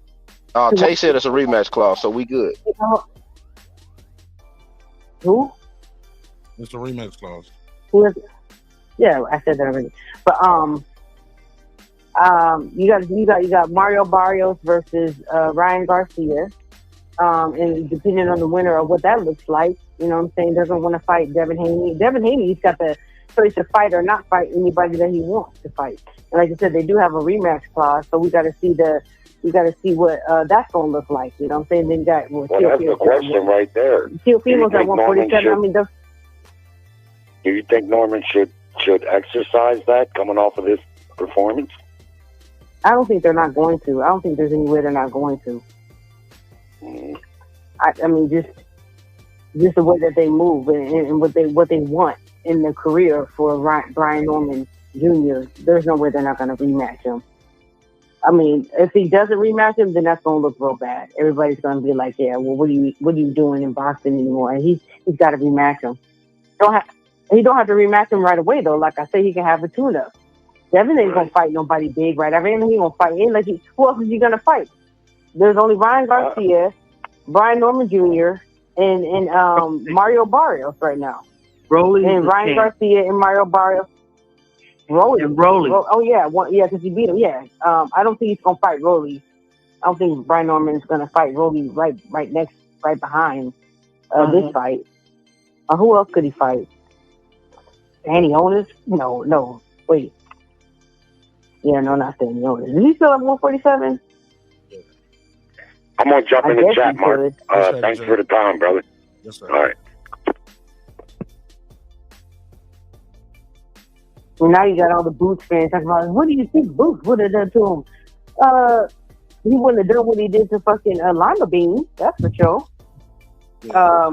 Right. He ain't fight nobody still. I don't want to hear nothing about no goddamn Boots until he fights some fucking body. So, all these projected fights. What do you think he would have done? Well, he didn't fight him. So they didn't fight him. Hey, look, they didn't want to fight Devin at 147 either. He wanted to fight Devin at 152. And they want to fight Bud at 147. He don't want to fight Bud at all. No? Exactly. You don't want that. So what? Nothing. I'm about to call Sam real quick.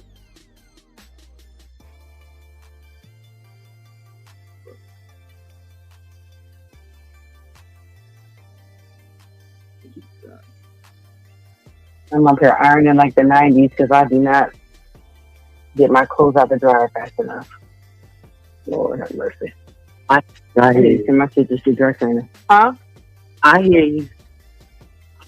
My sons don't even know how to use a fucking iron, but I still got an iron. Yeah, you're scrubs. Yeah. Yeah. I should just get them out the dryer fast enough, but I just don't do it fast enough. My mom's like, why don't you just shake them out? I'm not like you. I got other shit to do, Mom. I'm sorry. Mm-hmm.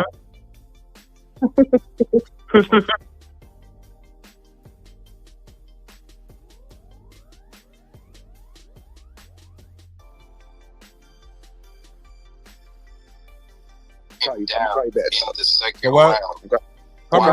Make it more of a chess match. Right. Could y'all hear it? Let's see it. Let me look at it. Did y'all hear it?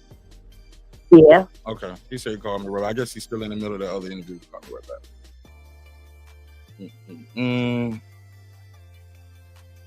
Cool. I'm gonna just try to hang out a little bit so I can get him up here and get his tape. Oh, I'm on mute. I didn't even know. I was like, I'm flipping back and forth between your live and No City's live. Yeah, I don't want to know what he's saying because I don't want to step on his toes. Sometimes too, you watch stuff, you start piggybacking off of other people's interviews, and I don't really like that too much. Yeah, but wow, what a fight! Shit, Tay, what's up with you? Let me see what Tay talking about. What you think of the fight, Tay? No, it didn't go the way you planned. Way I planned neither, but shit, man, this come with the game, bro. You win some, you lose some. If he would have went in there and knocked out Dev, shit, what you gonna say? What's up, Hero? What's up, Daryl? Oh, the link out there too. You click the link. Okay, because this should be doubling up. I'm trying to fucking do so many things. I'm gonna try to hit the link. But the link that lately it's been saying Wi-Fi missed on your shit. They just clicked me off. So I'm gonna try. I'm gonna hang up right now. All right. Okay, you want me to hang up? No, you good. I just want a foodie hang up. Oh, I don't think you guys can hear me. I'm trying to. Not like that. Not like that. Hey, Puro. Not be big on food. Puro, you dropped off. Is that what you talking about? The Wi-Fi thing not working? Oh, I don't know. Oh, Puro dropped off. Mm-hmm. Okay, there we go. Puro, sir. There you go. What's up, Puro? Yeah, You looking like Ice Cube right there. Oh, me? From my TV. I don't see it. With the hat. Oh, yeah. Breaker 1-2. Breaker, do you copy? And with the hoodie on. Yeah, man. Yep. Rough night in the office, Puro. Hello. Can you hear me? Yeah, I hear you. Can you hear us? Yeah, I can hear you guys. I just didn't know if you guys can hear me. Yeah, bro. What happens? Rough night in the office, man. Talk to us. Hey, bro. You know, Devin Haney knocked us all, especially with the knockdown. I actually got amped up, you know, because I thought it was going to be a really rough and tumble fight. But then it turned out to be, I ain't gonna lie, bro, very, very underwhelming fight after that. You know, but it is what it is. I mean, you know, like I'm glad that, you know, like Devin Haney, like, you know, was able to silence the naysayers. You know, feel bad for Brandon Norman. You know, lost his title. You know, but it is what it is, bro. Fighters lose. Every day, B. They were saying the commentary was saying you have to really fight a boxer, like get rough with him. Devin Haney could have destroyed this man, and he like literally stopped throwing punches after he knocked him down. So I don't know. Whatever, he won. Right. Kudos to him. Yeah. Absolutely, yeah. Mark, did you know if he broke his nose? Because it looked like he suffered a broken nose from that knockdown. No, his nose wasn't broken. You know, it was broken. It looked pretty swollen because I was watching the fight. I was like, it was broken. What's up, brother? Just saw an interview you did on Fire right after talking regular. Yeah, no, I'm not saying that about talking. It looked like it was broken. No. He broke it. What about his eye? His eye, like I know, like that wasn't like that throughout the whole fight, but like in the 11th, 12th, it started getting. Like it was that. yeah, because he had that. He was clashing heads because they clashed heads. Oh, okay, I didn't see it. Mm-hmm. It was one to one. It makes sense because they were like crashing into each other a lot. Come on, man, go ahead. Go ahead. No, I was just saying. I said it makes sense though because they were crashing into each other a lot, so it makes sense. But my bad. Go ahead. It was rough. Rough night at the office, like I said. Yeah. He's a southpaw, right? Who? No, man. Nah. He can fight with southpaw, but he didn't even do that at all this fight. Right. You know, he uses left so much. I'm thinking he's a southpaw. Yeah, okay. That's Lisa, huh? Hi, Lisa. I didn't even say hello. What's going on, Lisa? Hey, I did say hi, Puro. You didn't hear me. No. I think I might have heard you, but I didn't even say hello. I was being the rude one. Excuse me. You got a cold? No, I'm coming off of one, but for whatever reason, like my roof I got a leak in my roof, so I've been doing some reshingling. But we got over in California, we got some rain, some real hard rain. So I was up there trying to tarp up and stuff. So I think that's kind of what got me this. But I feel okay. Oh, okay. Yeah, your voice sounded like it was under the weather. Yeah, they've been telling me that. Yeah. Some people were telling me like, "Oh man, you're yelling so loud because Devin Haney won." I'm like, nah. Even though I did hear a bunch of dudes were like, you know, I told you. Well, damn, all right. Yeah. What about David Benavidez? That was brutal. Yeah, no, it was I'm a low key bit I'm like a new Benavidez hater, but like no, it was he beat the crap out of Yarde. Doing good on him. Yeah, that was brutal. I was like, ooh. No, he really beat him up good. No, it was a good win. Yeah. Bam did his thing. Yeah, I knew that was gonna happen though. And the guy was game too, the Puma guy, champion in his own right. Bam is on a different level right now. That's why I want him. Like, people were telling me, it's like, because I want him to fight Inoue, and obviously Nakatani, and they're like, no, Inoue's too big. I'm like, bruh, these guys are like play around the same size. They just fight at different weight classes, and then the difference between weight is I think like 7 pounds. It ain't that much. Like that's the fight. That's the only fight like big for. Like I'll watch any Bam fight. He's a really good fighter, but that's the fight I really want to see for Bam is Bam and Inoue. He's 25 and Inoue is what, 32 or 31?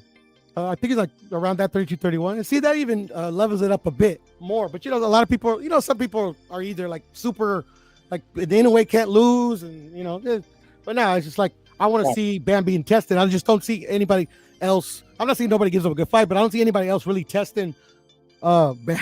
Excuse me, Bam other than Inoue. So that's why I want to see it. I think he's a walking Hall of Famer too. Yeah. Cool. Bam, definitely him. Yeah. He keeps showing it. To me, the Gallo fight sealed it. A lot of people, because of the lower weight classes, don't know how good and dominant Gallo was for like 10 years. Oh, yeah. Hold on, let me say something. Hey, Foodie, you're on the vertical. You keep going to the vertical. Click where my name is at and go to the regular view. Instead of you on this vertical view, click the regular view, and you will see the link right there, and you can click on it. Also, I just put it in the community. Made a community post too, but you still on the vertical link. Go to the regular one. T-Mac, what up? He said early rounds and the knockdown assure Devin's victory. Yeah, he did good, man. I gotta give it to him. What's up, T-Mac? We'll go get a throw loss and I'll be right back. All right. He said thought Dev looked great, but it wasn't exactly a domination in my opinion. He said rounds 9 through 12, he didn't do much. He slowed down after round 7. He won 1 through 6. 2 through 6 with a knockdown. I gave B the first round, gave Dev 2, 3, 4, 5, 6. So 2, 3, 4, 5, 6. That's 5 rounds, and he got the extra point. I thought B might have won 7, 8, 9, maybe 10, and then Dev kind of won the last 2. Championship, yeah. That last 2 rounds, you know what I'm saying? Yeah. Somebody said, I'll support Brian regardless. He's more than good for the sport. Absolutely. Yeah, he'll class act, man. Stand up dude. Right. Yeah, and I think people can relate to him, so he'll be back. He'll be all right. Come with the sport, man. You win some, you lose some. Yeah, you win some, you lose some. That's life, though. Yes, ma'am. Yeah. That's why I don't get too caught up. I took all my emotion out of this stuff. I don't get caught up in that stuff. I'm just happy that these young men was able to maximize their profits this evening. Yes, they did. And then they make it home safe to their families. That's what it's really about.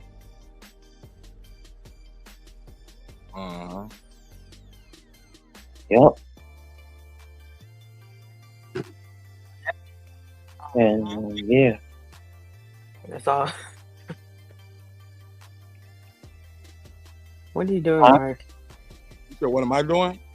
We can see you. What are you doing? You're not looking at my phone?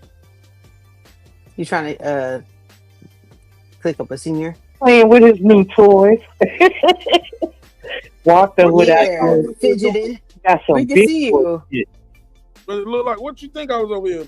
I don't know what you're doing, but we can always tell when we having a conversation. Mark be like, yep, for sure, yep. Mark gonna put that damn monitor up. I know what he wants. Yeah, they're playing with his new toys. And he about to push a button and be like, oh, hold on, my bad, and click everybody off. There you go with his $700 headphones. I want to do an unboxing video. Nice. Well, I said I want to do it, but actually I don't even give a fuck. I was just like, man, just open this shit up. Let's go to work. I want to get something to eat. I want to lay down. Man. Need to watch midnight over there. Yeah, I want to watch some Power or. Listen, I can't do it. You watching it, sis? You watching it? You watching the last one? Tommy.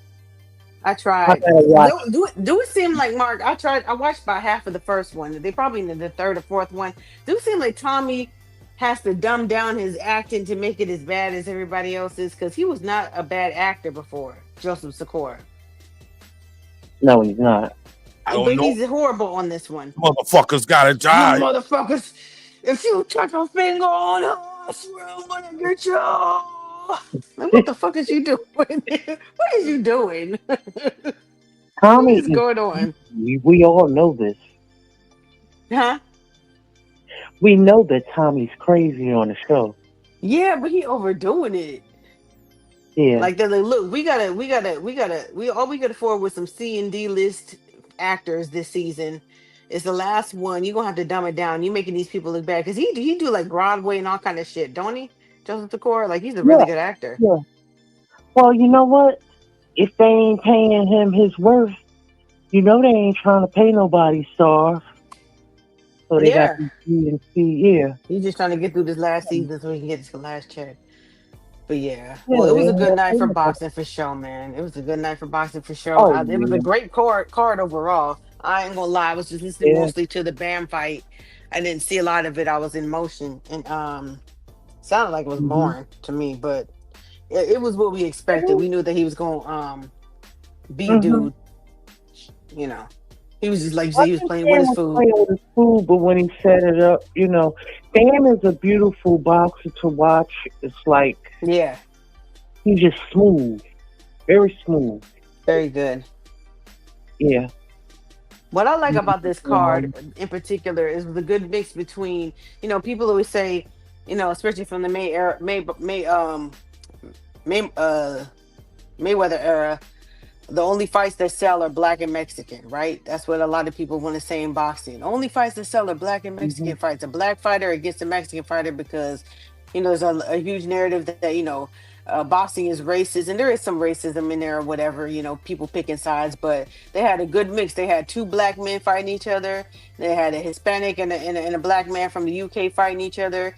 They had another two, you know, Hispanic men fighting each other from different parts of the world. Like, it was a good mix. So it's like that you fuck up the narrative because the wait to see fight was two young black men in their prime fighting each other. We don't get to see that very much. You know what I'm saying? So and that was the most anticipated anymore. Yeah, that was the most anticipated fight. So that fucked up the narrative. I mean, even over the main event, that fight, the co-main, was the big fight that people were looking for. So that's not true.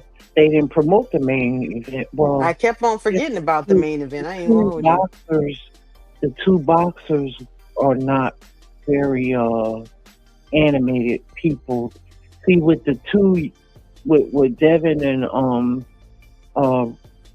Little B, they have their fathers or you know, their fathers. Yeah, they're mouthpieces. They're their promotional team. Yeah, they're publicists. Yeah. Right. But what do y'all think about? His father talk shit, but David not very much. More laid back. He's not. Yeah. He's more of a grassroots dude. Just like, look, I just want to see my sons win and keep them on track. Make sure that Devin, you know, make sure that David don't be, you know, skiing the slopes and, you know, losing his belt on the scale and all that other kind of stuff. But he's focused ever since he made his little bumps in the road. You know, he's been focused. Right. That's why I was rooting for him so hard to get the Canelo fight. Canelo, you know, effed him over with that big time. You know, but that's a whole nother story. That's in the past. We ain't gonna see that. But what do y'all think about Benavidez saying he leaving 175 to go up there to cruiserweight? I'm not surprised. Benavidez is a big dude. Always been a big dude. He said he was big even when he was little. You know? Oh yeah, he was Like, yeah, he used to get clown. He was a little he was fat a boy. Yeah. heavyweight as a kid. Yeah, Yeah, he was a little fat boy. Yeah. yeah. But then he got back out there Yep. to Mexico, or I mean to Arizona with his daddy, and his daddy got him fighting again. He said, and at first it was hard because they was clowning him because he got so big from eating junk food when he was in like LA with his mom or whatever. But he stayed dedicated, you know, because he knew he had the talent, but he had to get that little weight off. And you know, look at these kids nowadays walking around. There's a lot of fat kids. I wish they would get into something, but you know, everybody, you know, got their own path. And, you know, I believe in Benavidez. He's a good motherfucking fighter. He hit hard as hell. And Yarde tried. I mean, it was a good fight at first. So that's the best he could do is, man, let me make it look good for a minute. And then that was it. He was never gonna have. He does not have matchable power to David Benavidez. But he has more power than Benavidez. Benavidez has more accumulation. You think so? Y'all can hit hard, but I just don't know. It wouldn't hurt. You're right. He probably hits hard to anybody because David Benavidez, not only he can punch hard, but he could take hard punches. You know, David Benavidez, he can take them. I always thought he hit harder when he was at 168, but he's never been a power puncher. He's an accumulator. He hit you with them 12-piece combos. That'll hurt you. You see how fast he punched? Well, he was punching harder at 168 because everybody at 168 was, I think, max, and he was draining himself to get down to 168. Yeah. That's a difference. True. Like a Caleb Plant, that's as big as he gonna ever be. He a little kind of, he's a tall, skinny dude, muscular build, slim muscle. David Benavidez had to damn near drain himself. He was draining himself to try to make that Canelo fight still. You know what I'm saying? Boo Boo Andre, he's a natural 168. You know what I'm saying? These are tall, slim dudes with a like an MMA type build. You know, they don't have they're not really heavy muscle, big muscle. So they're comfortable at 168. He ain't comfortable. He wasn't comfortable at 168. We could see he was trying his best to continue to make it at 168. So when he went up to 135, he got a little breathing room. But I still ain't enough because, like you said, that's a big old boy. He ain't even that tall. Yeah. He looks taller than he is. I don't know if he's 6 feet. He might he's 5'10". Oh yeah, he's about like 6'3", something like that. 6'2". Really? Yeah. Is he that tall? Yeah, that's unusual for a Mexican too. You know, you don't see that many Mexicans that tall. Ecuadorian and Mexican.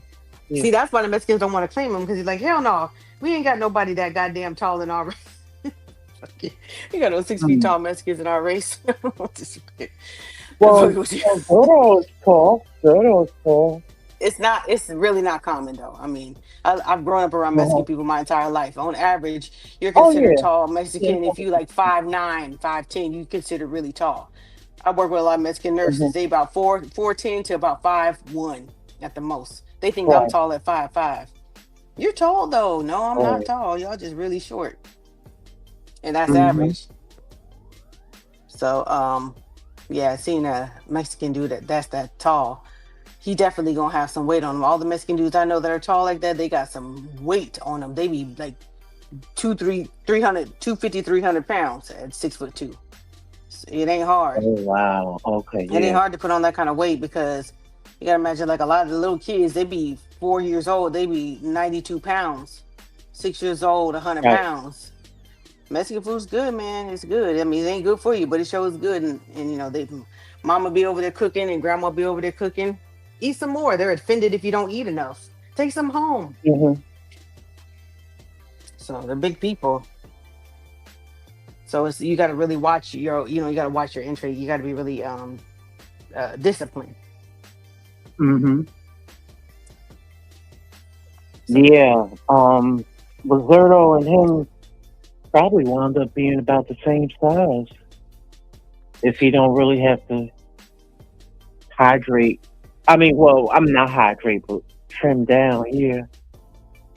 Yeah, as you get to the higher weights, you don't really have to worry about making weight. You make weight easier because the only next step up is heavyweight, and there is no weight limit in heavyweight. So you could be like 199 and be 199 pounds and still be a cruiserweight. I think 200 is heavyweight. Right. So you can eat, but you just have to have your conditioning. Because Zerto used to be 168. I remember that.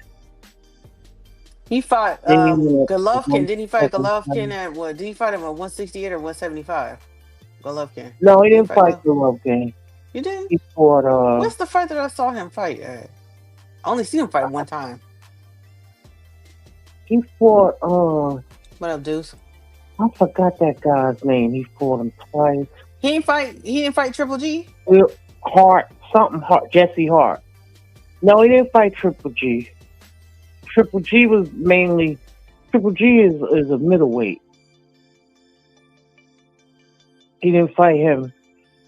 Then he went up that one time or twice. He fought Canelo. The last fight he had was at 168. So he's a career middleweight.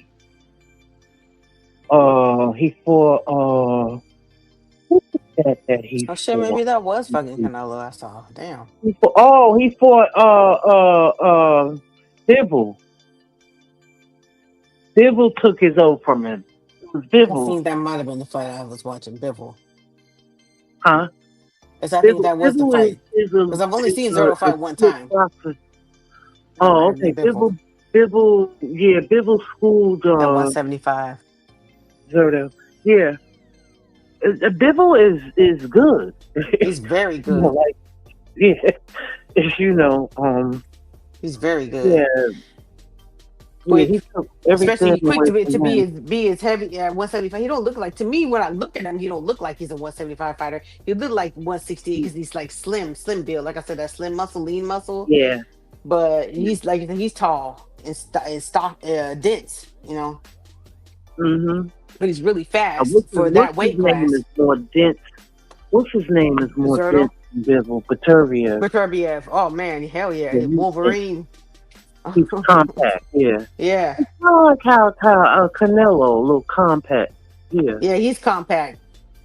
Mhm. Canelo would naturally be like 168. But he builds muscle and he's like a stocky, compact 5'8", 5'9", 5'8", 5'9". With a What do you big, think about the thick neck. rematch? You heard about him activating the rematch clause? Oh yeah, I heard that. Yeah. You know what? This is my first time ever seeing Canelo. Oh no, he's had rematches before. With Triple G. Yes, he has with Triple G. Yeah. But this should be it should be pretty good. Yeah. I did say I was like when I heard I didn't even expect it at first. Me neither. And a lot of people feel like, what for? And honestly, I said, I'm going to go back out there and I'm going to, if I just happen to be out there, maybe I will go to the fight if they have it. Definitely going to be in Vegas, but I'll probably just go ahead and just, watch that shit on the big screen. That shit was not cheap. That shit was not cheap at all. Hmm? What if they do it in Saudi this time? Oh, if they do it in Saudi, I'm sure as hell not about to go over there. I'll watch it, but I ain't going over. Yeah, I think, but then again, you know what? I think Vegas will be the place for that. You're right. Well, he needs his Mexican fan base to be there to pack out that stadium again. And I bet you'd be at Allegiant. If not at Allegiant, it'd be at T-Mobile. Oh yeah. T-Mobile or maybe MSG, not MSG, but what's the other one in Vegas? I give one say MSG, but MGM. Oh yeah.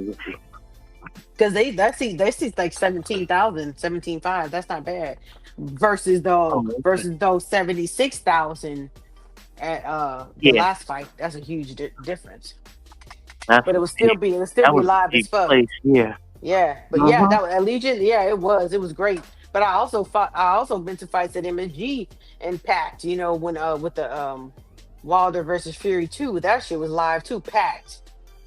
And there's not a bad seat in the house. Yeah, that's the MGM. Yeah, MGM Grand Garden Arena. Oh, okay, that was with okay. That's a lot, for a lot of fights. Been there. Fight. That was the Wilder versus Fury 2. Yeah, the first one was in LA at the Staples Center. Oh, that's right. Yeah. Yeah, I know it was packed up in there. Yeah, the atmosphere was really electric. Yeah. Mm-hmm. Yeah, I would man. definitely love to see a fight at MGM. Madison Square Garden, though. I definitely got to see a big fight there. Yeah. Mm-hmm. Give me a reason to fly Yeah, out there to there's the no East real Coast. New York stars though. Every time Top Rank was trying to build them, but the only place they could really get them was the Hulu Theater, like the Hulu old Theater. the smaller. But they never really built a star. I don't know why they didn't. They build great prospects and contenders. Right. But when it comes to stars, they used to build big stars. I don't know what's happening right now with them. Well, when you think about it, like Mayweather wasn't a big star until he left Top Rank. Like they built him. He was Money Mayweather. I mean, Pretty Boy Floyd was built on. Well, he became a big star when he was on Golden Boy for a while. Right. But Oscar was also on Top Rank too, right? Oh yeah, of course. So he made them until they became stars, and then when they left, that's when they became superstars. Right. But I'm talking about like he had the Sugar Rays, and they knew how to build stars, but I don't know. Oh yeah, what. Muhammad Ali, and all them days. But You know, boxing was Sugar completely Ray, different, though. Tommy Hearns was a star, definitely. What's his name? Marvin Hagler. His situation was different. The fight was different then. He became a star, but that's way back when my mama used to watch fights and stuff. And when it was free, they didn't have pay-per-view and all that kind of stuff. Like, right. They had fight parties and different things like that. Did he start on HBO? Yeah, I think he did. So? Yeah. Mike Tyson was with HBO. Right. He left and went to show, yeah. Yeah, eventually Showtime. Then they had Mayweather, and then after Mayweather, that's when PBC was kind of born off of that whole Mayweather on Showtime and him working with Al Heyman, and then they came up with PBC and all that shit. Yeah. Oh, they had a lot of other stars. They had Pacquiao, they had Cotto, they had what's his name? Margarito was a big star. They had Barrera and Barrera and Morales. They had a lot of people. HBO had Tito. Tito was the fight on Tito. Tito was one of my favorite, one of the first fighters I remember from watching Tito, on HBO way back. And that's when HBO was damn near free on everybody's. I thought he was a Showtime fighter. Was he? I believe the first time I saw him was on HBO, but you could be right. It's like in the 90s, late 90s. Yeah. When I was way back, I was living in Texas, like 99. What was that guy's name? Kelly Pavlik. They had some stars here. I mean, Felix Trinidad. Yeah. Felix Trinidad. Yeah, I don't know what happened with him. Yeah. They had Michael Carbajal. He was a big star with the lower weights. And he was a good ticket seller. I've never heard of him. Oh, I could go way back. I'm sure. What was the guy's name? Oh, what was the guy's name? Oh, fuck, I can't. Oh, no, that was before HBO. The fuck was his name? Damn, you can remember before HBO. I sure as hell don't know. I can't think of that guy's name. They was in some wars. Bazooka Lamone and what was his name? Fuck. I can't think of his name right now. Oh, Bobby Chacon. Yeah, him. I liked him. That was my guy, man. Hey, Poodle, did Felix Trinidad he fight on HBO or Showtime? Both, I think. So I just remember we used to be flipping the channels and just doing hair and just saying. And I remember someone was like, "Oh my god, who is this?" Like he just looked different. Like he was. I don't even know who he was fighting. I just started like his style. I liked him. But I believe mainly HBO. But I think he did fight on Showtime a couple times. I believe it was HBO. I think mainly it was that, but I think he did fight at Showtime a few times. So I can't tell. I remember in the 90s. I mean, at one point, nobody had HBO because you had to pay for that shit, and all of a sudden they was giving that shit away for free. You had HBO East, HBO West, HBO everything and shit. I couldn't keep up with who was on what channel anymore. I had to pay for HBO every time I had it. I never got the free HBO, unfortunately. Well, I mean, if you a cable package, at one point they were just like fucking adding HBO in there, and then I get what you're saying. Like they give you like 3 months and stuff like that. Yeah, you get 3 months, and then if you buy one HBO, then you get HBO East, HBO West, HBO all this shit, and then Showtime 1, 2, and 3, and all that shit. I was like, God damn, this shit. I know what you're talking about. Yeah.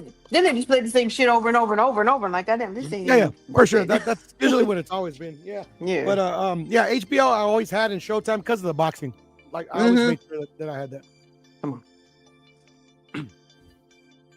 Because the movies, it would just be the same movie repeated all the time, But I know I remember when I had, I think excuse me. when I first started getting into Mayweather, it was like he was already a star and all that kind of stuff. He was like, a popular star back in, this is way before, kind of just when social media was getting started. And so I saw him on Showtime, and they're like, oh, he got 6 free, you get 6 free fights. That was like one of the things with Showtime.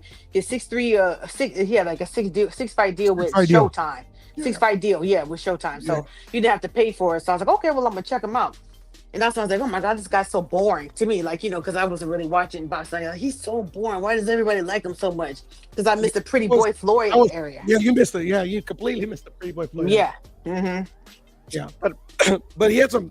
I mean, the fight with Cotto was part of the 6 fight deal. That fight was great. So the first fight I really saw him fight like a live fight I was looking forward to was when he fought Canelo. He destroyed Canelo. That was one-sided, but I was going for Canelo simply because I like the underdog for the most part. I was like, I want to see everybody the loves the fighter. underdog.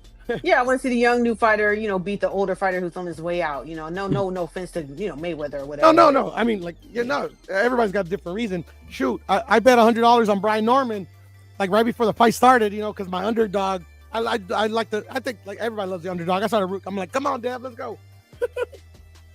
I bet $100 on the fucking Ryan Garcia versus Tank. I don't like Tank. And you want some money? Shit. You want some money then on Tank? No, I bet on Ryan. Oh, you bet Ryan? I bet Ryan too, but that's because the odds were good. I knew it was gonna be tough, but hey, if he would have pulled it off, I didn't know what I was doing. I didn't know what I was doing. I just didn't want to see Tank win because I can't stand him. No, most people bet like that. Like me personally, I don't. What the fuck? I don't like betting like that because I want to win money. But I bet Ryan and against Devin, and I cleaned up. I was smart. I'd given up on him by then because I felt like he quit on the Tank fight. Even though Tank's a much better fighter than him, I just felt like I think he quit. No, I get that it's sound logic, but the thing is that if you're watching boxing as long as I have, boxers have quit plenty of times in the past and still came back to win fights they're supposed to. Yeah, but he quit in the corner, didn't he? Just like he didn't want to fight no more. No.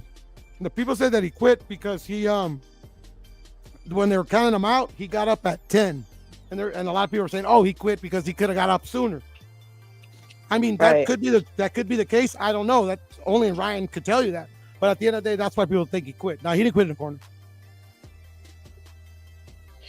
Yeah, Sir Senior. I think that I think this time Bud ain't gonna hold back if he fights Canelo again. I think he's gonna stop him. He didn't hold back in the first one. He did. He wanted to knock him out, but yes, he did. His corner was telling him to. He wanted to go more. But he was just like, he wanted to be smart because he was fighting in a crowd that was not going to be for him, and they were not for him. It was a pro Canelo. It's always going to be pro Canelo. So you just want to make sure you win. Yeah, but at the end of the day, the crowd don't count for anything. Right, but. Like if Crawford was going for the knockout, maybe would have got him, maybe he wouldn't. But I didn't think he held back.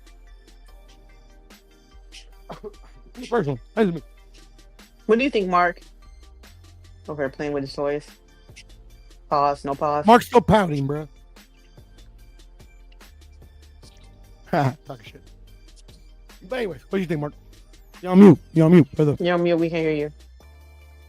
I said, yeah, I was over here putting these lights up, I'm over here still soaking, man. See what I tell you? It was a joke, but I figured as soon as I hopped on the panel, day in the office, pulled on. I'm like, bro, this guy. Hey, look, I'm over here like this, my nigga. Look at the screen. you know.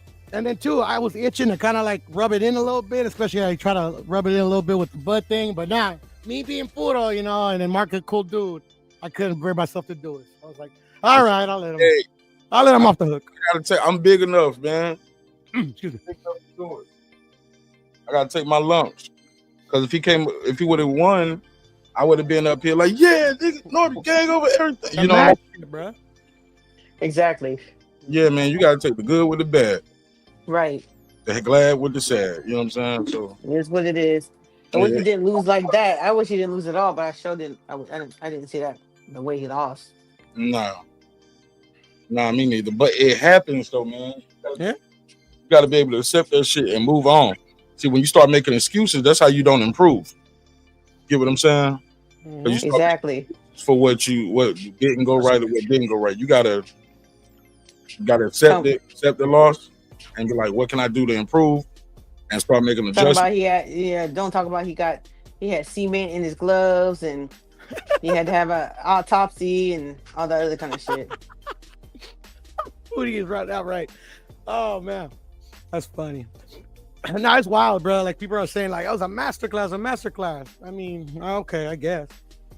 But whatever, man. I mean, like that's the thing about the fans, especially on the internet, bro. Like, you can't go too hard because then you're being too hard and it gets sensitive. You got to give them credit, extra credit when they don't deserve it. I don't know. It's weird, but anyway, good for Devin. I hope Brian Norman bounces back. If he doesn't, he's gonna be the first. He's gonna be the last.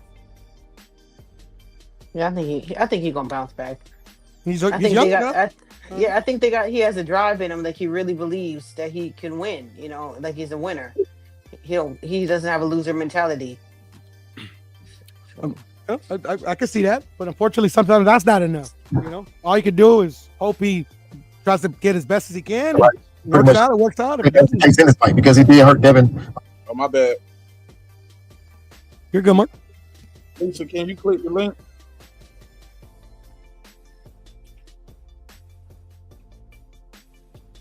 Yeah, he was in full control of that fight. Sorry about that. Let me mute my mic. My bad, Foodie. But besides the fact that my guy lost, that I want to win in this fight, Devin Haney, he did a great job. I like to see that. I like the Devin Haney that I saw in this fight. Much better than his last fight. Much better. The only thing it was a good win. I'm sorry. Go ahead. No, I was gonna say it was a good win. He didn't fight no bum. Definitely. He didn't move up to 147 and just fight some tomato can. You know what I'm saying? He fought the champion. The only thing I can critique about Devin, and I know the Haneyites are gonna come after me, is that literally why did you stop?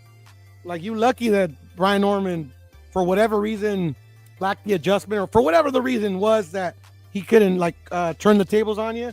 Because after that knockdown, you didn't do a damn thing, bro. That's my critique. Right. But still, big win, good win, and there you go. It's like the same thing he did when he fought Prograis. Like, why did you stop? I don't know. Well, it's okay. I don't think it was a flash knockdown, Sir Senior.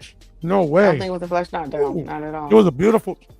He hurt him with the first hook, and then the one that dropped him. Yeah. Brian had his hands up. He had his guard up, but Haney was accurate with it. He was right below his guard, bro. It was a good shot. Good shot. Yeah, he had already hurt him. Yeah. Yeah, and then going back to a little bit of critique for Haney, I actually thought Brian was pretty hurt when he got up, and Haney did not go after the dude. Like, bro, right. Finish him. Get him out of there. And in my head, I'm like, if you get knocked out and you could have finished him in this round, bro, I'm gonna laugh at you. But it didn't happen. That's crazy, man. That just shocked me when I saw that fucking knockdown. Shocked everybody. I was like, oh shit. Yeah. Hey, man. Somebody said Haney has a chance to become a 3-division champion. He is a 3-division champion now. He won. Yeah, facts. He said, I'm more impressed with Devin Haney's resume and victories than Stevenson or Tank. Yeah, everybody got their own path, though. Don't take away from what Stevenson did at 126, 130, 135. I mean, he a 3-division champion, so trying to get his 4th division. So these guys they got their own path. Speaking of Tank, what's next for Tank? Shit. Court. Besides Court, I thought they dropped the charges. Well, shit, they always, I thought. I'm not sure. they dropped the charges, but he lost this big fight, man. Like what career wise? Thank God, though. Thank God. I didn't want to see that shit. I wasn't gonna watch it. Yeah, I didn't want to see it either. That's why, like, to me, when they said it's canceled, I'm like, thank the Lord, because I'm a Tank fan still. You know, I'm like, thank you, Lord. That was gonna be some stupid ass. I did not want to see that fight. Just the size, just the height difference is just. I mean, it was an exhibition. I mean, like, don't get me wrong. He wants to make money, go ahead. So I was disappointed. Right. Whatever. Like, he ain't the first one, ain't the last one to disappoint. But I was just glad that day when it didn't happen. So I'm like, cool. But as to what he's gonna do, I don't know.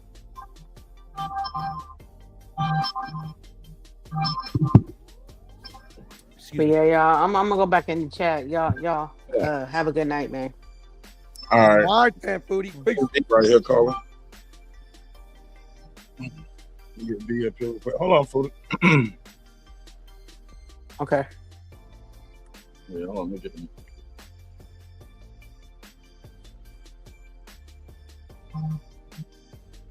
I'm trying to call you, Nick. Hold on. Loud as hell.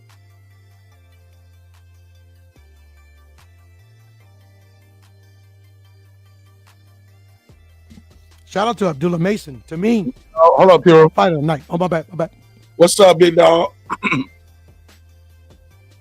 I'm blessed beyond word. Let me add you to this round. How you feel? Got the boss, Ryan Norman, senior, father trainer of now former WBO welterweight champion Brian Norman Jr. How you feel, champ? I can't complain, man. How you feeling, man? It's all good. Devastated, man. Shit, I gotta eat crow. Gotta listen to these niggas tell me I don't know shit. But I was telling them, I said we win as a team, we lose as a team. You know what I'm saying? And, absolutely, and I put my face on it. Man, we ride together. We die. Great, man. I don't want to die. I don't want to die. I just want to ride. I stopped. You see, I stopped, man. You see, I stopped. How you feel, man? You keeping your spirits up? Man, like I just said on the last interview, man, head up, chest always out, man. Trust me. That's how we rock. That's how we rock around. How's the champ doing? How's his spirits? He good. He good. His birthday right? just came 2 hours ago now. So I just hit him. Okay. I know he's devastated, right? You guys got to feel a little deflated, right? No. I mean, he was fine. It was fine when I talked to him. He was fine when I got him. He said, this what I signed up for. That's what he said. He said, what I signed up for. You live by the sword, you die by the sword. He didn't think it was as wide as they said it was because, of course, he in the fight. And, he thought he was doing work or whatever else. And I'm like, look, bro, they're not going to give you these rounds. You know what I'm saying? So, but it is what it is. And what happened. And that's all we can do is move forward. That's it. Super chat from D Bevel. He said much love, Mark. He said that 90s chick, Lisa Bells and Pure. He said, I'm at work tonight, so I couldn't watch. He said, but big congrats to Devin Haney and much respect to B. Norman. Keep your head up, young champion. The future's still bright for you. Yes, absolutely, man. Absolutely, man. Shout out to the chat as well. I can't see y'all, so shout out to the chat as well. Oh yeah, because I'm calling you on the Instagram live. Question for you. You're gonna be asked this question. What went wrong in between the game plan and execution, in your opinion? But it's not being first, not taking control, not being the leader, not leading the pack. You know what I'm saying? Not dictating everything that was going on. Okay. It seems like B reverted back to, over the last 2-3 fights, people saying he was improving. Seems like he went back to like rushing the shots and he was lunging, leaping with the left hook. What were you telling him in the corner? I told him more 1-2-1s. Told him to throw combinations to confuse him and create a distance. I told him to, because he got this thing where he could shoot out with a power shot out of nowhere. And I told him to try some of that shit. He was hurting us with it in the pad work and shit. My arms fucked up for fucking with him on it. So I was like, get him some of that shit. You feel what I'm saying? So, but I guess, like I said, trigger wasn't pulling like it needed. The timing of the trigger wasn't pulling like it needed to. And it is what it is. Like I said, it be like this sometimes. Do you feel like fighting at like 3 in the morning it had anything to do with like the time of day? Absolutely. Because nobody really used to fighting at 3:30 in the morning. We on the same time you on 3:30 in the morning. We fought at like 4:30, but 4:30 in the morning is 8 p.m. Eastern time. We was good. We've been on Eastern time since we got here. Do you feel like should have got there a week earlier? Think that would have helped? No, nothing went wrong with no preparation, none of that. No, we were fine. Okay. When you go back and I know it's still early, when you go back and look at the fight, do you think it's what was he able to do to stop you guys from executing your game plan? I think it was more so just he was on and Brian was off. Brian wasn't pulling the trigger like he needed to pull the trigger. He wasn't being first, and as simple as that. And then when Brian started to get off or go off or whatever else, he would dip down, he was smothering, he would grab him, hold him. I mean, it was what it was. You guys was working on. Okay, I remember hearing. I don't know if you know this, but right before the 11th round started, you whispered to him. But they had the mic right here, nigga. We could hear everything. He was like, "Hey man, you might need to go for broke." You told him he need to go for broke in the 11th and 12th round. No. That's what I told him. That's what happened. One of the guys, one of the guys told her that, listen, you losing or whatever. And I said, listen, bro, I need you to go out there, this your thing. Handle your business, go for broke. He know what to do. Again, this is father-son talk.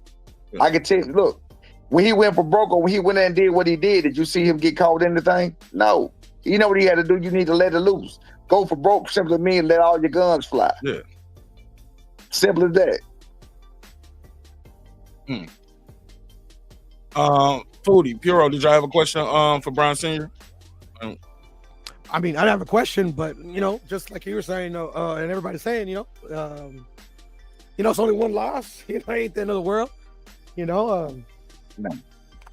Just go back to the drawing board and learn from your mistakes. I mean, it's kind of like a cliche, but the coach has been a fighter before. He's lost his fair share, so he knows what's up. He's got the best, life experience that he could teach his son. And like I was telling Foodie earlier, sometimes it don't work out. Like you can have the best camp, best game plan, whatever. Sometimes it just don't work out. That's just how life is, how boxing is. It didn't work out today, but next fight, it could turn completely around. We don't know. We'll find out. Do you foresee you guys staying at 147? Absolutely. We ain't going nowhere. We had no problem making the weight. He was 150. He was running around. I was making him keep eating. He was running around 153, 154 all during the week. So I was making him keep eating so he can get back up and come back down. So, I mean, he was straight. Devin looked bigger and stronger in there than most of us anticipated. How did B feel about his power?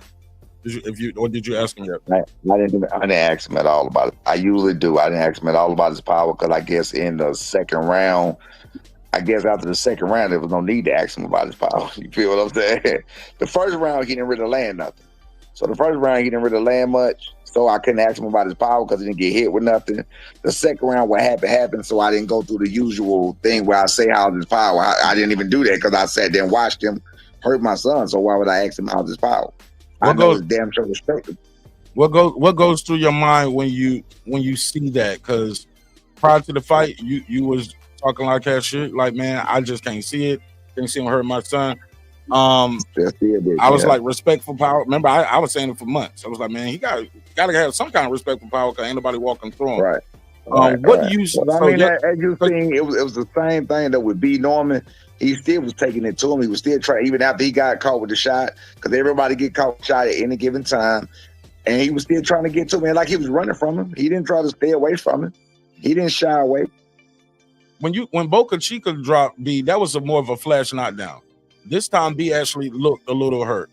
What's in your mind as a father and a coach seeing your fighter that you raised from a pup finally get hurt? I never seen him hurt a day in my life. Not even in the gym. I never seen him hurt. And being that I saw him hurt, I was like, damn. I was thinking about the time, looking at the time, thinking about how long we got, thinking about this and that. It wasn't a good feeling. That's all I can tell you. Devastated. Right. When you, me too. When you did you guys had a rematch clause? Is it something in the rematch clause saying that it can't be unanimous? No. They made it a mandatory. So with a mandatory, I just learned this tonight. With a mandatory defense, there's no rematch clause. So when did they decide to make it a mandatory versus when you guys signed the fight? I do not know. So there's no rematch clause. Okay. What's next for Brian Norman Jr.? When would you like to see him back in the ring? I know he needs to rest, get his stuff together. In the ring, maybe April, March. Yeah, around April or March. Do you think he needs more of a now after a fight like this? How long do you tell him, hey man, don't just go back to the gym on Monday or Tuesday? Like, how long do you say, hey look, don't do nothing, just enjoy your day and go get something to eat and relax? How long? Well, I'm gonna tell them. Well, you say after a fight like this, that's just gonna be because you've never had a fight like this. So after a fight like this, of course, I'm just gonna tell him, I'll take a couple weeks off, take about 2-3 weeks off. But you got to understand, this is literally his daily life. So even though he takes some time off, he probably still gonna run. He probably still gonna train. After he get rid of the soreness or whatever he may have or whatever. So he probably still gonna do something because this is literally his everyday life. This is what he do on a day-to-day basis. Was there any time you guys think you thought you hurt Devin anywhere in the fight? Not enough for me to not enough. Not enough to where I say jump on him. I seen him hurt him, and I said push forward. Where I seen him catch him, and then I told him push forward, but not like hurt him to the point of, all right, now this your time, get him. Nah, nothing like that. No.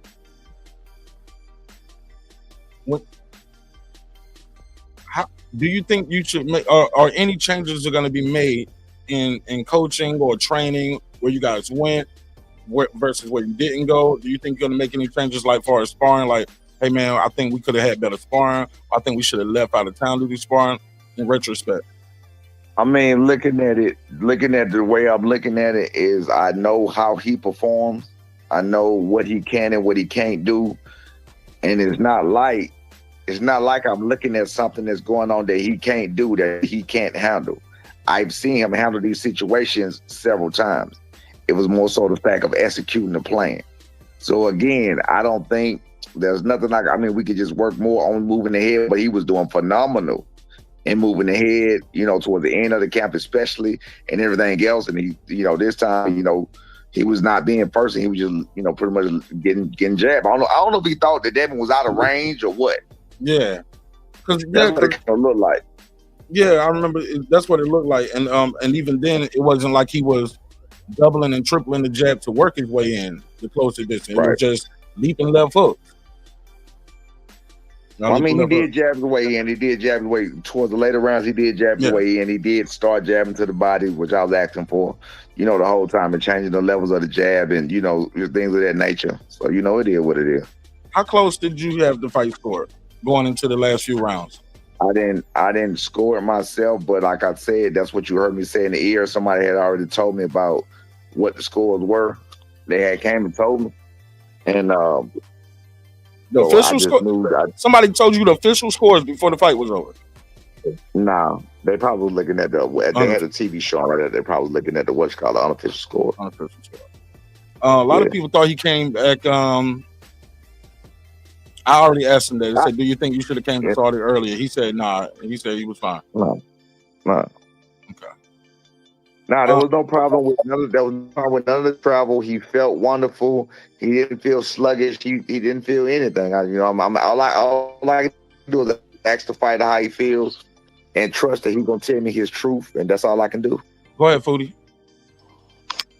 Yeah. So what up, Senior? What's up, Foodie? How you doing? I'm good. I enjoyed. I loved the build up to this fight, and I love watching you guys in the ring. And I'm so proud of all the work that Brian did to get over there and do his thing. You know what I'm saying? It is what it Thank you. is. Great card overall. You guys did a great job promoting it. Can you explain to us? A lot of us saw Brian pawn at his nose after the knockdown. Can you explain to us? Did he get is Brian's nose broken? Is he doing okay, or can you tell us the No, situation no, with no, that? no. His nose is fine. His nose is fine. His nose tends to swell up sometimes after he spar, after he get hit in or whatever. But this time it was hit a little more severe. That's why I was bleeding. But it was not broken. His nose was not broken. If it was broken, it would have been pouring. So it wasn't broken. It looks fine now. The only thing he got is the head, but to the eye. So he just got a swollen and a black eye from the head. But that's about it. Right. So it Nah, was kind of hard for him to breathe out of it after fine. he He was doing fine. Say it again. I was just saying, so we saw him pawn at his nose because it was kind of hard for him to breathe out of his nose after it started swelling up. No, he was fine. He was fine. He was fine on the nose. He was fine. He was fine on the nose. Everything. As you know, he went 12 rounds. He never really looked tired. So I mean, he was fine. Right. The fight wasn't even at the pace he usually fights at, which was the issue, and that's what I wanted him to do, was make the fight his fight and fly Devin high. So but it is what it is. And a lot of viewers were, some people, their opinion of it was that Devin was overly clinching in the fight. Do you feel like he was overly clinching in the fight? 1,000%. But it is what it is. He did it enough to where the referee had clinched with the referee telling him blah, blah, blah, then reset it. I thought it was definitely overly clinching, but it is what it is. It was a great game plan. He won the fight. I can't cry about it. It was something. We had a plan for the clinch. The plan wasn't executed for the clinch. So what can we say? Did you what did he say to be when he dropped him? Because it looked like he leaned over him and said something. Did you hear? You can't hear it? Huh? Yeah, I don't know. You can't hear it? I don't know. Okay. What do you think of Bill Haney as a coach now? I think he's I think he's a hell of a game planner. That's it. Whatever, you know what I'm saying? So what can I say? He got his son the way he is. I gave him props before. I stopped giving him props when he said "fuck my mom" and all the rest of that. Yeah. But outside of that, I always gave him props. You feel what I'm saying? Yeah, and now that the fight is over, I saw you initiate the contact, went over, shook his hand, and told him congratulations, right? Were you guys able to talk? Have you guys seen each other or talked since then? Or you're just we on talked the a little bit. We talked a little bit. We talked a little bit in the ring a couple of times. It was enough. We cool. Okay. When you what do you think they did better with their game? Do you think it was more their game plan being executed, or you guys not executing your game plan? Both. It was a combination. It was a great concoction for Devin to win this fight tonight. It was just a great concoction. It was a great recipe. It was a great recipe that happened. I call it divine intervention for Devin to win this fight tonight, because there was no way in my mind that Devin could have won this fight tonight. Where do you rank him at now? I told people after this victory, Devin just punched his ticket to the Hall of Fame. He's a 3-time champion now. Youngest undisputed, 3-time before about 27 years old. He definitely just punched his way to the Hall of Fame, and I think he's gonna do better at this bigger weight. You know what I'm saying? He probably again, he was clinched with Brian Oman Jr. That wasn't a very fun fight for me. You know what I'm saying, or whatever. But I don't think he'll be that way with most other guys. He's seen that he could take some shots at 147 by the biggest punch at 147. So who knows what he's gonna do from here? What did you guys do different? Devin gave you guys credit for making adjustments. What adjustments did you tell him to do in the middle rounds? I told him to box. He was being a flat-footed fighter. He was being just a straight come forward fighter, and he wasn't punching them when he was coming forward. And I just told him to box a little bit. I told him to use his feet. I told him to walk him. I told him to, give him a little bit of his ass to it. What was Coach Byron saying? Same thing? I can't remember. Go ahead, Foodie. You got anything else you want to add? Do you guys have anybody on your horizon that you would like to see, like when he comes back to fight? Who at 147 would Nah, you like we to see ain't. this time? Nah, we gotta talk to the team. We gotta talk to the top rank. We gotta talk to the managers, and we gotta see what's next. And you know, like I said, it's a deal in place, so you know, ain't nothing changed. You know, top rank was, you know, they understood. They said, you know, nah, he's a very good fighter, and like he 31, like he 33, 34 years old, and he taking a loss like that. He said he ain't but 24 years old. He just turned 25 at 12 o'clock. So like, you know, nah, he should be good to go. He just come back from it, and we'll be better. Would you like to see him do another fight overseas next? Because he had a lot of fights. He had this year. Well, he had 3 fights this year with back Japan, then Saudi Arabia. Do you think his next fight need to be back in the States? Yeah, fight need to be back. The next 2-3 fights need to be back in the States somewhere, and then we're working forward after that. You think he needs to be doing 3 fights again next year, or you just need to just take his time and like, how quick would you like to see him back in there against a world champion? If we can get an offer like that, like I said, I don't think he got beat up. So I don't think it's to the point where he took any mental damage, such as his phone got cracked. I don't think his phone got cracked. You feel what I'm saying? And that's based on the actions that he was giving me as the fight was going on. It was based on the willingness to engage, the willingness to trade, the willingness to get in there. You feel what I'm saying? He wasn't gun shy. You feel me? He wasn't pulling the trick, but he was already doing it in the first round too. So I'm not sure if that came from Devin or it just came from whatever he was doing from the start, because he was hesitant to pull the trigger in the first round when he shouldn't have been.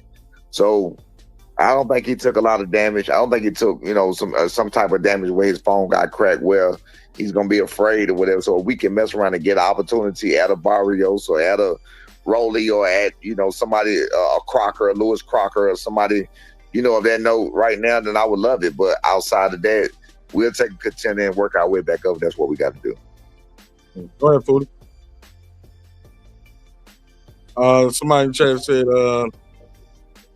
yeah, they were talking about Devin's record. I'm not gonna hold you up too much longer, man. Like I said, I know this has been a long day, long week, long training camp. When you guys come back to the air? Monday, because the flights was shit today, so we come back Monday. Okay. What y'all gonna do today for Lil B's birthday? Go ride the camels and some other shit. We're gonna figure it out. Okay. Yeah, man. Like I said, man, keep your head up. We got nothing to be ashamed of. Very proud of you guys, man. This is part of the business. Everybody's not gonna be in there like Mayweather and Andre Ward and retire undefeated, man. You win some, you lose some. We know that's part of the game, man. Right. Yeah. That's part of the game, man. You know what I'm saying? It is what it is. On to the next. We ain't worried about it. It's all good. Do you think the moment was too much for him? Absolutely not. He handled the pressure of the press conferences. He handled the pressure of nothing was too big. Nothing was more than we ever seen. Nothing was too big. Nothing at all. But the fight ain't won at the press conference. Like in the ring, he didn't execute. What happened? I'm saying you got to give credit to Devin for that. Sometimes you got to give credit to Devin, and he could have just had an off night to some degree. You know what I'm saying? So I mean, it could go both ways. I mean, again, like I told you, when the Boca Chica dropped, you know, people like to blame one fighter, and they don't realize that it's a concoction, it's a combination. It takes two to tango. So sometimes one could be on, one could be off. You know what I'm saying? Sometimes the one could be the reason that the other one not doing something. You never know what you're looking at. You feel me? Okay. Foodie, you got anything else before I let him go? Get him some rest and enjoy the rest of his day, and get some rest. And I know it's a lot to intake right now. Yeah. No, man. I pray that you guys have a safe flight back. Enjoy your Thanksgiving, your New Year's, your holiday season that's coming up. You know, make sure you guys don't spend too much of that money, you know, that y'all have made tonight. You know what I'm saying? Don't go crazy. Don't go crazy. Nah. Nah, we ain't on none of that. Nah, but yeah, I can hear you now. Go ahead. You say he ain't on none of that. Nah, I'm just messing. No, I'm we just know. No, man, bro, I seen you wear Jordans for the first time over there. I was like, J's. I ain't never seen you with no J's on, man. You think that's the first time I wore Jordan for real? You want me to show you my Jordan when I get back home? Cause you ain't seen me in Jordan. You think that's all the first time I wore Jordan? I ain't never seen you nothing but a BNT towing shirt, man. Or Stats. Nah, bro. You know it's all love on this side, nothing but love and respect. They didn't think I was gonna show my face tonight, man. They was like, I was like, no. You showing your face, I'm showing my face. We ain't high. Norman Gang. Hey man, Norman Gang, go ahead. Over everything, man. We ain't high. Hey, we ain't hiding from y'all. I don't know. Hey, y'all want us to hide. That's what y'all want us to do. Y'all want us to go tuck somewhere. Nah, we ain't doing none of that. We straight. Never. Not at all, man. Man, I appreciate your time, your energy, bro. You know it's all love on this side. I see you when you get back, man. We're gonna hit the all star specials on you. All right, all on me, dog. Nothing but love, bro. Okay. Peace. God bless. Y'all. Thank you. Yeah. All right, shout out to my guy, Brian Norman, senior father, trainer, coach of now former WBO welterweight champion.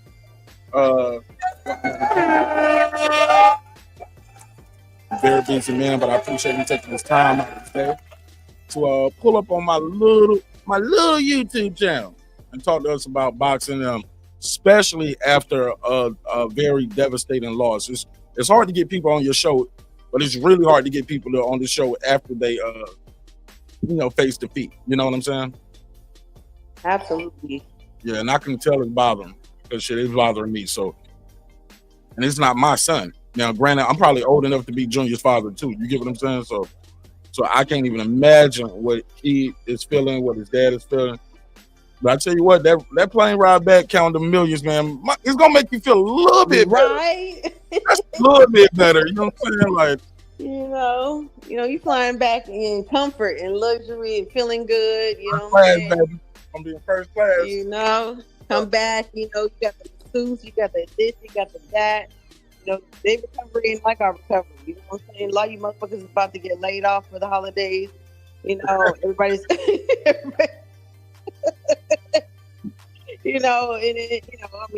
economy is bad. I'm just saying, I ain't laughing at nobody, but this ain't that. You know what I'm saying? So everybody keep your head up. They gonna keep their head up, and they gonna keep moving forward. Like you said, they just gonna keep moving forward. Just rest. You know what I'm saying? I feel like, rest is not laziness. You know what I'm saying? You just rest and review what you did wrong and keep it moving forward. That's all you can do. Everybody's taking a loss in this life. Ain't no such thing as living without no loss. No, that's right. I know that's right. Shit, I thought I lost my phone today at IHOP. Man, I love my Droid and my iPhone in that bitch, man. Shorty was so cool, man. I went and picked up my phone. I said, "What's your cash app?" She said, "I don't have cash app." I said, "Well, what's your Zelle?" She was like, "You don't have to do that." I said, "Lady, let me do this." Because you know how much it's a headache, and you just save me from just having some integrity and give me back these phones. I need both of these phones. I was like, it's worth $200 to me. Right. $100 per phone. I lost 2 pair of fucking iPhone headphones this year, just to find out that I fucking just lost them in the washer, and you go buy another one and shit. That shit spend so much goddamn money. I used to be so busy, but yeah, it is what it is. I hope they have a great holiday like everybody else. Enjoy your week. Eat, spend time with the family, relax, reflect. Relax, relate, release. Release for sure. A release is a good thing. Oh man. Yeah, man. Some people need to just release. Let it go. Ain't that serious. Devin Haney though, man. That was impressive, man. Yeah, one man's loss is another man's gain. And if you're a fan of the sport, as I am, not just a fighter, that was a great win for Devin Haney. I like to see a strong fighter like that at 147 rebuilding. Yeah, especially after what happened to him and how everybody turned on him, and big victory for Devin Haney. Right, and not even that. We got to remember, 147 is it was the glamour division. You know what I'm saying? After Spence and Bud, there wasn't really much left. And then Boots went up there to 154, and he ain't really doing much. So ain't much left at 147. So I like to see a nice, strong fighter like Devin Haney coming up there and putting his flag in the sand and saying, this is my division. You know what I'm saying? If you want it, you're gonna have to come get it from me. You know what I'm saying? I ain't that. This ain't that. I think that Ryan. I think if Ryan beats they setting it up for Ryan versus Barrios. Ryan, hopefully, by their mind, beat Barrios, and from there, you get a unification. Right. Get that Haney, Ryan rematch, and it's a unification. And y'all know I'm rocking with Team Haney. I got him beating Ryan. Right, and then Ryan's done after that. And what else he gonna do? Yeah. That'll be a big fight, though. That'll be a good fight because Ryan still has a huge fan base. You know what I'm saying? That'll be a good build-up. I like to see that fight again. I really don't think Ryan should have got a second finish, bro. Like, how Ryan get a third title shot in a row? You know what I'm saying? Haney, Broly, and Barrio. So you come up for 1 year suspension, and you get a title shot. You lose that fight, then you get another title shot. What the fuck? That's why people be saying this shit be like seeming rigged. Like, bro, you should not be getting another title shot. Thank you, Ted. They say he told the lady that I have to hold my phone for me. Appreciate it. Right. Hey, Foodie, this is what this screen about to look like. Can you see it? Huh? Can you see the screen? Oh, and let me show you. Yeah, I can see the screen. This is what this monitor about to look like. I'm about to put together. That shit crazy, ain't it? Wow, yeah. Mm-hmm. That shit crazy. And it wrap around, yeah, pause. Yeah, I'm excited about this joint right here. That shit is crazy. Look at that! Look at that screen, Foodie. It's like a gaming screen. Yep, used for gaming, it's for high productivity too, so you can split it into multiple. Do picture in picture. Also, I can have two computers hooked up to it without switching my keyboard and my mouse. So I can have my Mac Studio and my Mac laptop hooked up to it and do different things. Yeah, it's cool. Somebody said no payday for Ryan until he gets the Kyrie Irving treatment. Absolutely. Fuck Ryan Garcia. I don't like all that extra racist shit, man. Yeah, but shit, that's it for me. Like I said, man, I got nothing but love for you guys. Had to come up here and show my face. Not running from it. I know how this game go. You win some, you lose some. As long as you stay the same, this shit come back around, man. We seen guys become 2-time champions, 3-time champions. So it's not over for the kid until he says it's over. You know what I'm saying? Right. But yeah, man. Like I said, I was nervous all day anyway. Like I said, I stayed up all night after the live. I couldn't end the shit. And then I went out. That's why I fucked around and spent all this money today just doing some random splurging and shit. You know. Hold on 1 second. Tell you what up. Yo. What's up, man? What's up, man? I told the lady, hold your phones, bro. I wish I knew you stayed because I would have wanted to go pick them up for you. Nah, it's cool. You got a double. Mm-hmm. Huh? You sound twice. I hear myself twice. No, it's gone now. Talk to me, man. Got to eat some crow like your boy did, right? Me and you both got to eat a little crow. Talk to us. What yeah. I mean, shit, we ain't hiding though. But you know that's what people want you to do. They want you to shut up, don't say nothing, be quiet, and so they can say I told you so. And shit, I don't drop the video. You know, get him in his credit.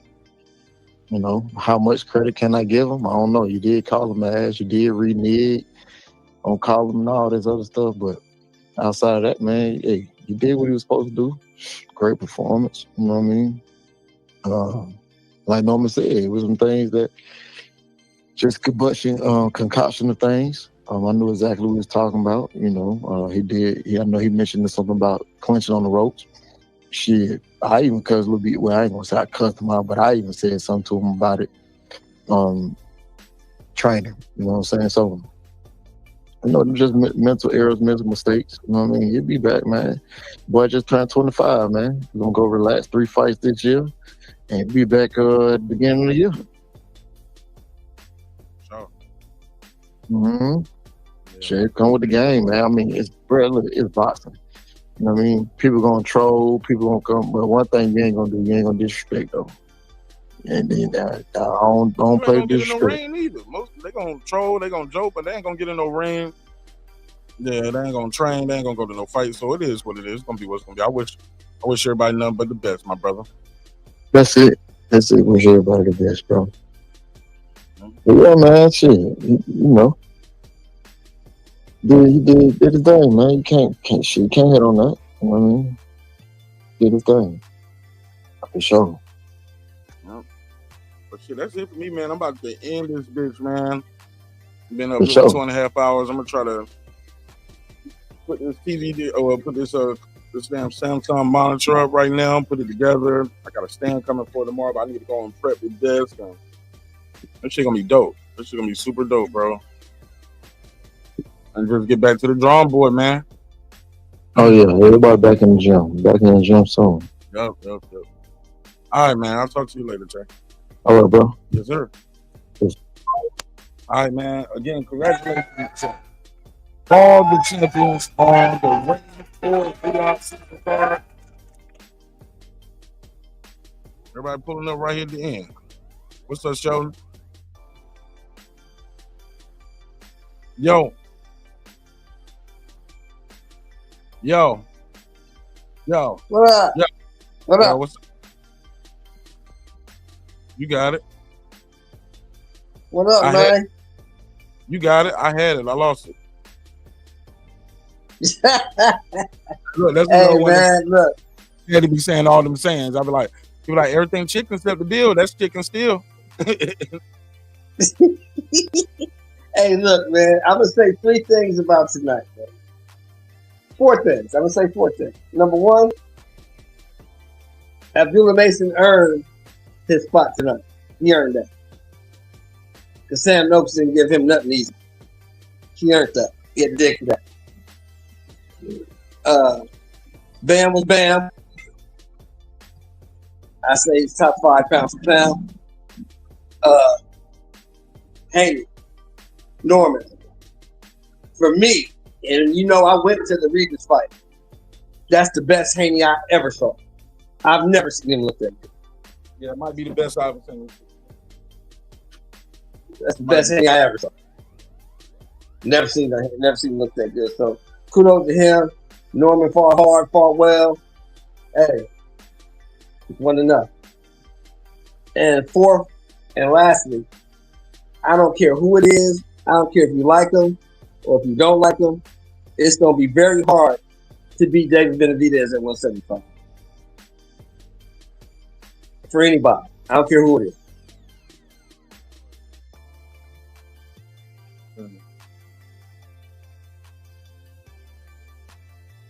Yeah, shit. That's it, man. I ain't got nothing else to say, man. I'm all talked out on this shit. It's been 3 It's a wrap. I get it. And been watching the fight all day, about for 2.5 hours. Shit. It's time to get a wrap, man. We got football tomorrow. Yep. Definitely do. Shit. But hit my phone, man. I'm trying to end this shit. I'm good. I need to put this shit together. Yeah, end it up, man. I'll at you. My dog. Hey, man, it's been another great episode of Breaking Beats with your man, Martin Nash. Thank you for your time, your energy. Thanks for allowing me the opportunity to entertain you all. Hopefully, we're thoroughly entertained. We'll be back just like that in no time. So, thank you again, man, for allowing me the opportunity to entertain you guys. Hopefully, we're thoroughly entertained. If not, we'll try to get on the next one. Again, man, congratulations to the new WBO welterweight champion, Devin the Dream Haney. You went in there and earned it, bro. Shout out to my guy Brian on the scene. Thanks for pulling up. Like I said, I know it's difficult to get these champions and these trainers on the show anyway, but it's really hard to get somebody who was so vocal about anticipating victory to get them on the show after a devastating loss. Most people don't do the interviews. They're just block your number, like, man, don't even call me right now. Why would you even call me after loss? Nah, bro, we win together, we lose together. So it happens, man. It happens to the best of them. And yeah, that's all I got to say about it. Nothing but love and respect on this side to everybody who made this event possible. Shout out to everybody in Saudi Arabia, Turkey, Al-Sheikh. Shout out to my guy, Lake County, all the way out there in Saudi. I think he's going to stay over there for another week. He said he's going to look at some booty and burkas over there. All right, man. It's your man, Martin Nash. I'll see you on the next one. Peace. Hey, look, sometimes you're going to agree, sometimes you're going to disagree, but one thing's for certain, two things for sure, homeboy, homegirl.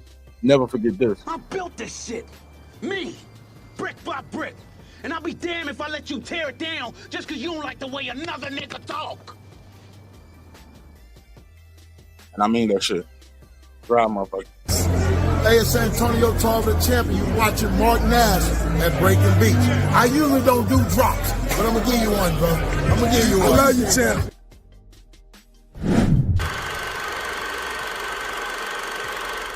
This that squad side.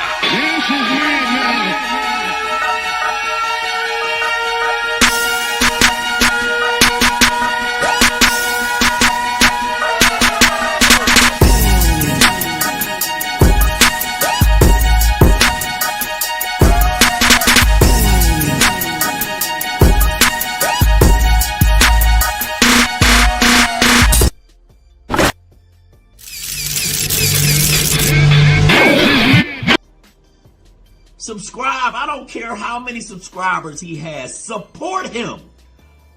So he made all this possible. He made this possible. Now, Dr. Mark, God made all this possible. And so the viewers like you. See you in the next one. Peace.